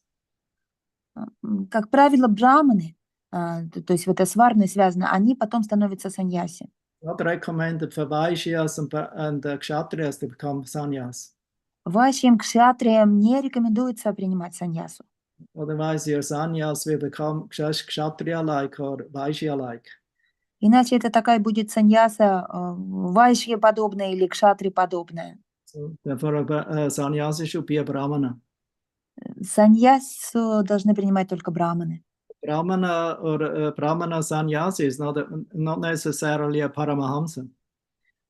И при этом же браманы, саньяси не обязательно, что они будут личностями парамахамса. Paramahamsa means he's not from this world. He has nothing to do with the material modes of nature. He's transcendental. Парамахамса означает, что он не из этого мира, он вообще не соприкасается с материальным миром, то есть не подчиняется ему, он трансцендентен. It means he's Siddha Purusha. That means he's perfect. Он сида пуруша, то есть он совершенен. And he doesn't need to externally change dress. И Парамахамсе, с другой стороны, даже нет необходимости менять одежду внешне. And especially in Gaudiya Vaishnava line, this was not a tradition. И вообще в линии Гаудия Вайшнавов эта традиция не очень распространена. Other sampradaya like Sri Sampradaya or Madhvacharya Sampradaya, how say, der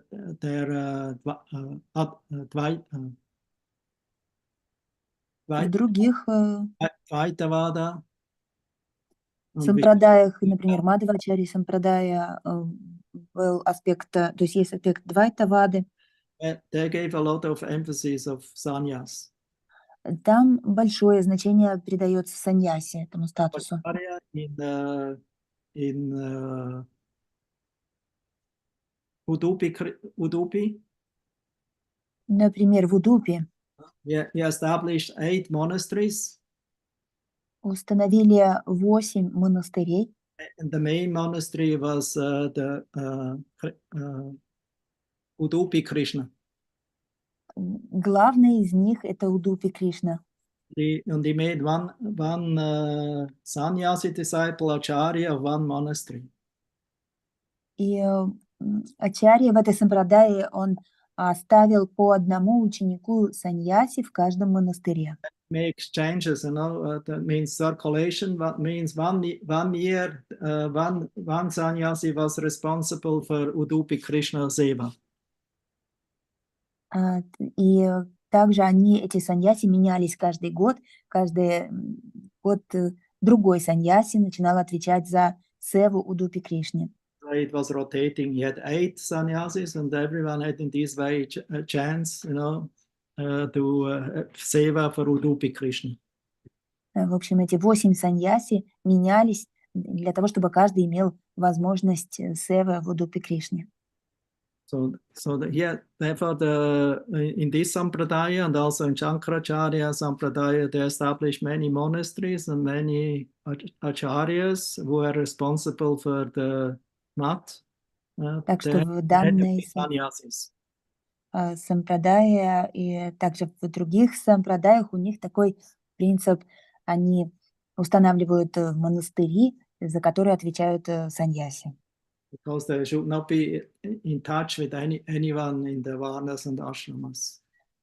Потому что у них такое правило, что этот священник не должен соприкасаться с варнами, ашрамами. They were not traveling. Но эти саньяси не путешествуют. Two kinds of sannyasis, the kshetra sannyas and the parirajikacharya. Как вы знаете, есть 2 вида саньяси: кшетра саньяси и паривраджакачарья. Kshetra sannyasi always stays in one place, never leaves the kshetra. Кшетра саньяси тот, кто останавливается в одном месте всегда и не покидает кшетру. Like Gadadhar Pandit, he was a kshetra sannyasi. Например, Гададхара Пандит, кшетра саньяси. Okay, good. Yeah. Class is going on. Question answers. Good. Stop here or the last one? Can I ask one? Oh. Guru Maharaj, Madhurindira. Okay. Maybe foolish, I'm sorry. And what about the ashram of women? Can they follow just the Vaishnava dharma? Women only has one ashram, Grihastha ashram. Means with kids, it's also home ashram, I understand. Husband, kids, family, that's the only ashram. It's 3 dharma. You can read in 7 canto teachings of Narada Muni to Yudhishthira Maharaj about Varnas. And also 3 dharmas is also mentioned there. По поводу ашрама женщин я спросила, Гуру Махарадж говорит, что ашрам женщины только один, это семья, муж, дети. Об этом рассказывается еще в 7-й песне. Удава говорит об этом Юдхиштхире, о Стридхарме. Thank you. There's only one ashram. There's no sannyas ashram, no brahmacharini ashram. Actually, technically, there's no brahmacharini ashram. В общем, только один ашрам. Там нет саньяси ашрама, нет брахмачарини. Хотя он есть, но его, в общем-то, не существует технически. Prabhupada made an experiment about that, in the West, because he knew boys and girls, they like to, they're like not to live separated. So he made ashramas like brahmacharini, brahmachari, and also grihastha. So to give all the disciples opportunity for seva. Шрила Прабхупада устроила такой эксперимент однажды, поскольку юноши и девушки и грехастки, в общем, они жили по отдельности, он позволил девушкам тоже жить в храме, как брахмачарине, чтобы всем давать возможность севы. And actually, we can see the best for women or for Matajis is that they get some basic training as brahmacharini, but ultimately their goal should be to enter Grihastha ashram. Но, как опыт показывает, да, матаджи должна быть возможность иметь какое-то базовое вайшнавское образование, но лучшее положение для нее – это семейная жизнь. Because most of the women, there may be expectations to become very strange after a certain age, if they're not married. Но, вы знаете, опыт тоже показывает, что если у женщины нет семьи, она становится очень странной через некоторое время. It's not a problem for a Mataji, for a woman, to stay in her ashram and try to be Krishna conscious with her family together, whoever is there, and with her Если friends. она Like that. не замужем. Поэтому самое лучшее для женщины – это практиковать сознание Кришны вместе со своей семьей, со своими друзьями. Ultimately, we have also a bigger family, the family of devotees, so nobody is lost. Nobody lives alone. Ну и в конечном счете у нас есть огромная семья преданных, и никто здесь никогда один не будет. Okay, good. Hare Thank Krishna. you, Guru Maharaj. You have a question? No? This connection, I Yeah. don't have a question. Okay, you come here. Vanamali, she is here now, and Bhakti Granta, so that she has a question. Live В аномалии еще вопрос. question. Yeah, Hare Krishna. A question in connection to the ashram of the Matajis, and the spiritual master somehow is also protector of the disciples. And so already last time I was thinking, like, could that also be some kind of protection, like from the spiritual master, like? По поводу еще незамужних женщин, женщина получает защиту от духовного учителя. From the spiritual master. This is my question. Oh, okay. То есть это мой вопрос на самом деле.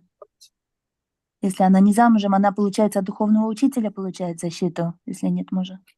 Yeah, the guru is the protector of all his disciples, but the Mataji should be careful, and also guru has to be careful. Not that I would say in the name of protection of a Mataji, he maybe takes too much care for her, also physically, and for it becomes also like a grihastha. You mean like this, like a grihastha relationship? Да, гуру защищает всех своих учеников, но здесь такой есть момент, чтобы гуру, он не начал слишком сильно заботиться о какой-то матаджи физически, что тогда он из саньяси уже превращается в грехастху. То есть здесь нужно быть внимательным. This is nature, too much nearness and I would say on physical level or with the physical situations, then that can lead to attraction. Потому что такова просто природа, слишком близкое вот это общение, присутствие физическое, частое, оно приведет к влечению. For the natural guru, actually, for the Mataji or for woman is husband. Поэтому, естественно, гуру для матаджи является ее муж. Of course, she also has a guru, and husband has guru, and the best is if husband and wife have the same guru, not that they make politics, or competition or tricking each other out with different gurus' opinions. Или если у них один гуру, лучше, чтобы гуру был один, а не разные гуру, чтобы они там как-то не соревновались, не спорили насчет разных мнений гуру. Guru should not be used, for personal ambitions. И вообще гуру нельзя использовать для личных амбиций. It's very important to keep in the same time a friendly relationship with Guru, but still respective in awe and reverence. Также важно сохранять с гуру такие дружеские отношения, но при этом сохранять и состояние почтения и поклонения. Thank you very much. Bhaktigranta, come here. Yes. Hare Krishna. Бхактигранта еще вопрос. Hare Krishna. Here is Bhaktigranta. Hare Это Krishna. Бхактигранта здесь. I would like to ask you, Guru Maharaj, something from the beginning of the class. You told that demigods didn't go directly to Lord Vishnu. They go through Lord Brahma, and that we should follow the same They etiquette. cannot see. They are not able to see Vishnu because Yes. Vishnu is transcendental, Yes. and only Brahma has the. Even Brahma himself, he cannot directly see. Only through meditation he can see him. Yeah. And I would like to ask you, of course, in our relationship with our spiritual master is clear. There is no doubt how we should behave and follow the same principle. But I'm little not so clear how we should associate amongst each others, where we should apply this principle, and is it applicable also to our who are, how we said, like serving spiritual master and devotees from different spiritual What is masters? the? How we should apply these principles in our common association? The thing is, you have no direct access to the super soul or to the Supreme Personality of Godhead if you are not, pure and spiritually purified. Therefore, the super soul, Antaryami, he jumps out of your heart and manifests in front of you as Guru. Вы сказали, что полубоги обратились к Брахме через представителя, то есть Господу через представителя Брахму. И также вы сказали, что мы к Гуру через напрямую тоже не должны обращаться. А как же мы к Господу через Гуру обращаемся? Дело в том, что полубоги не могли просто видеть Господа, он невидим. Также и для нас не видим Господь, пока человек не чист. Поэтому сверхдуша Антарьями, она выпрыгивает из сердца перед человеком в образе Гуру. That means Guru is two aspects: internal as Antaryami, external as the physical Guru in front of you. То есть у Гуру два аспекта. Первый — это внутренний Гуру Антарьями, и второй — это физический облик, который вы видите перед собой. Because we cannot serve Krishna, because we are not realized in Krishna consciousness directly with Krishna, we are not trained, so therefore the Guru trains us by association with him, so by serving him and follow his instructions. Поскольку мы не обучены учить Кришне, служить Кришне напрямую, поэтому перед нами является Гуру, который обучает нас, как служить Кришне, и мы, как последователи Гуру, этому учимся. These are Prabhupada words, what I say. I just repeat. Это то, что сказал Прабхупада, я просто его повторяю. So that means the Guru has to be alive. He has to be present. He cannot be, a previous acharya. Otherwise, why you have to take a living Guru as an acharya? You cannot take Rupa Goswami as the acharya. Именно поэтому Гуру должен быть в физическом теле, как бы достижимым для вас. Иначе мы могли бы поклоняться предыдущим ачарьям, например, Рупе Госвами. Но здесь очень важно вот это присутствие. Или мы могли бы поклоняться Нарде Муни, избрать его своим гуру. Вы можете просто спросить, зачем именно вот этот живущий гуру? Because the living Guru gives you diksha and chiksha according to the time, place and circumstances you need it. Потому что этот гуру в физическом теле, присутствующий с вами, он может вам дать наставления согласно времени, месту и обстоятельствам. You should not see him as a different manifestation of other gurus and of the Supreme Guru Krishna or Lord Chaitanya. It's the same. Guru is one. И вы не, то есть гуру — это один. Гуру один и тот же. Вы не должны его воспринимать как внешнее воплощение. Ultimately, Guru is Krishna, and he manifests through different persons.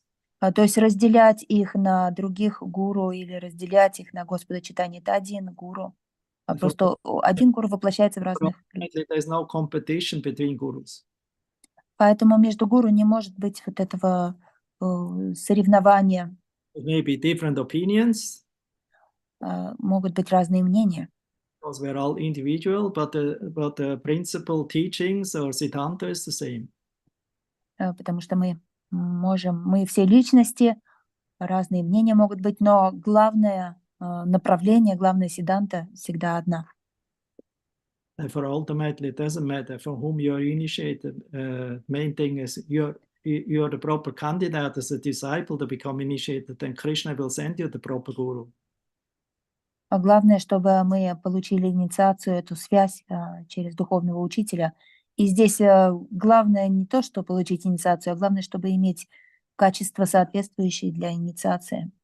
If you're not serious and a cheater, then he sends you a cheating guru. И если у вас есть эти качества и искренность, он подошлет вам правильного человека. Если же вы обманщик, то он вам и соответствующего подошлет гуру обманщика. Bhaktivinoda Thakur, he says, he goes even so far in Kalyana Kalpataru. Бхактисиданта Сарасвати на эту тему говорит, он вообще далеко дальше сошел. Тему? Bhaktivinoda Thakur, Kalyana Kalpataru. Бхактивинода Такур, то есть в книге Кальяна Калпатару. Yes, 4 songbooks, you know. Sharanagati, Gita Mala, Gitavali, and Kalyana Kalpataru. У Бхактивинода Такура было 4 песенника. The fifth one, Paula Sangit. Шаранагати, Гита Мала, Гитавали, Кальяна Калпатару и еще 5-я книга. Gitavali. Гитавали. Gitavali. Гитавали. Gitavali. Gitavali. Гитавали, да, Гитавали. Gitavali. Гитавали. Gitavali. Гитавали. Yeah. Добро. So, И 5-я книга. Паула Самхита. Да? Paula Sangit. So, anyway, Kalyana Kalpataru says, В книге Кальяна Калпатару говорится, that his concern is he doesn't consider Diksha Guru most important, but all his many Shiksha Gurus, because they practically teach him how to serve Krishna in everyday's practice. что он сосредоточивается не столько на Дикша гуру, сколько на Шикша гуру и на их Шикша, потому что Шикша, который дает гуру, это именно практическое применение в преданном служении, и они это применяют в своей практике. Because the Diksha Guru gives you a mantra, gives you initiation in mantras. Дикша гуру дают вам мантру и инициацию в мантру. Diksha Guru means mantra Guru. Дикша гуру означает мантра гуру. But the Shiksha Guru means those who give you practical guidelines, how to follow the instruction or the advice of Diksha Guru. А Шикша гуру — это тот, кто дает практические наставления, как следовать наставлениям Шикша гуру. So therefore, if you only have Diksha, but you ultimately have no Shiksha Guru who is leading you in your daily practice and always helps you if there is questions and problems, then this is not so good. Поэтому если у вас есть Дикша гуру, но при этом у вас нет гуру, который вас ведет каждый день в вашей повседневной практике, то это уже не очень хорошо. Then we become like those who only like to worship Krishna, but not devotees of Krishna. Тогда мы становимся такими, которые хотят поклоняться напрямую Кришне, а не преданным Кришне. We should not become just, how say, surrender to the Diksha Guru and neglect all other gurus and Vaishnavas. И также мы не должны быть преданными только одному Дикша гуру, но при этом пренебрегать других гуру, Шикша гуру и Вайшнаву. Vanishtava, Prakrita Bhakta mentality. вайшнавами, это каништха, бхакти, такое настроение новичка. Therefore, we should always follow Shiksha. Shiksha is more important than Diksha. Так что в первую очередь мы должны поклоняться Шикша. Шикша всегда важнее, чем Дикша. Because Diksha gives you mantra initiation, but ultimately, if you don't have Shiksha, how far you come with your mantra?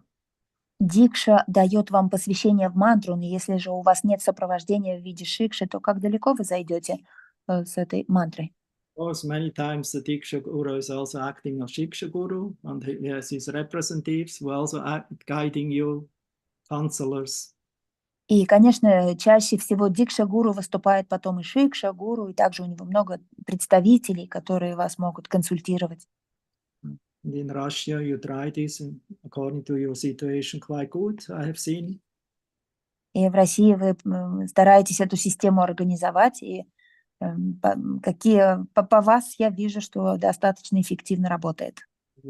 You all have some mentorship and some authority with whom you're cooperating. Когда у всех есть определенный авторитет, какой-то куратор, наставник, с которым вы сотрудничаете. Yeah. Okay, my computer, the battery is from beginning to 100% going down, so that means it's a very long class today. У меня практически разрядилась батарейка у компьютера. Сегодня был длинный достаточно Very класс. sorry for that. Sorry? I'm very sorry. Я извиняюсь за это. I heard you said I thank you for that. I hope it is not bothering for all of you, because I see somebody came, somebody left. Я надеюсь, этот класс он не наскучил вас, потому что я вижу, многие приходили, уходили. So No, the class was extremely interesting and fascinating. Imagine. now it must be there. All right, okay, it's good. Now we have electricity again. It's charging. Good. We can go another 3 hours. Сейчас я зарядку поставил, можем следующие 3 часа пообщаться еще. Then, Hare Krishna, thank you very much for your concentration and attention. Спасибо, Хари Кришна, за вашу концентрацию, за ваше внимание. I hope Thank you, Guru Maharaj. some good points out and keep it in your mind, write it down, and И постарайтесь эти важные моменты сохранить в уме, записать. and also join Serbian lecture this Sunday. You can join also those who, especially those who speak English. И заходите на нашу лекцию сербскую в воскресенье, особенно англоговорящие. So we can continue with Avatar Katha. Где мы продолжим аватар Катху. Krishna Katha, and so then you can bring more questions up. И Кришна Катху, и у нас будет больше вопросов. Okay, Hare Krishna, glories Prabhupada, Sankirtan Yagya Ki Jai. Thank you, Guru Maharaj. Hare Krishna. Thank you, Guru Maharaj, for Jai. such a long class. Hare Krishna. Thank you very much. Guru Maharaj, thank you very much. For Hare hours. Krishna, thank you very much, Guru Maharaj. Thank you very much, Guru Maharaj. Hare Krishna. Hare Krishna.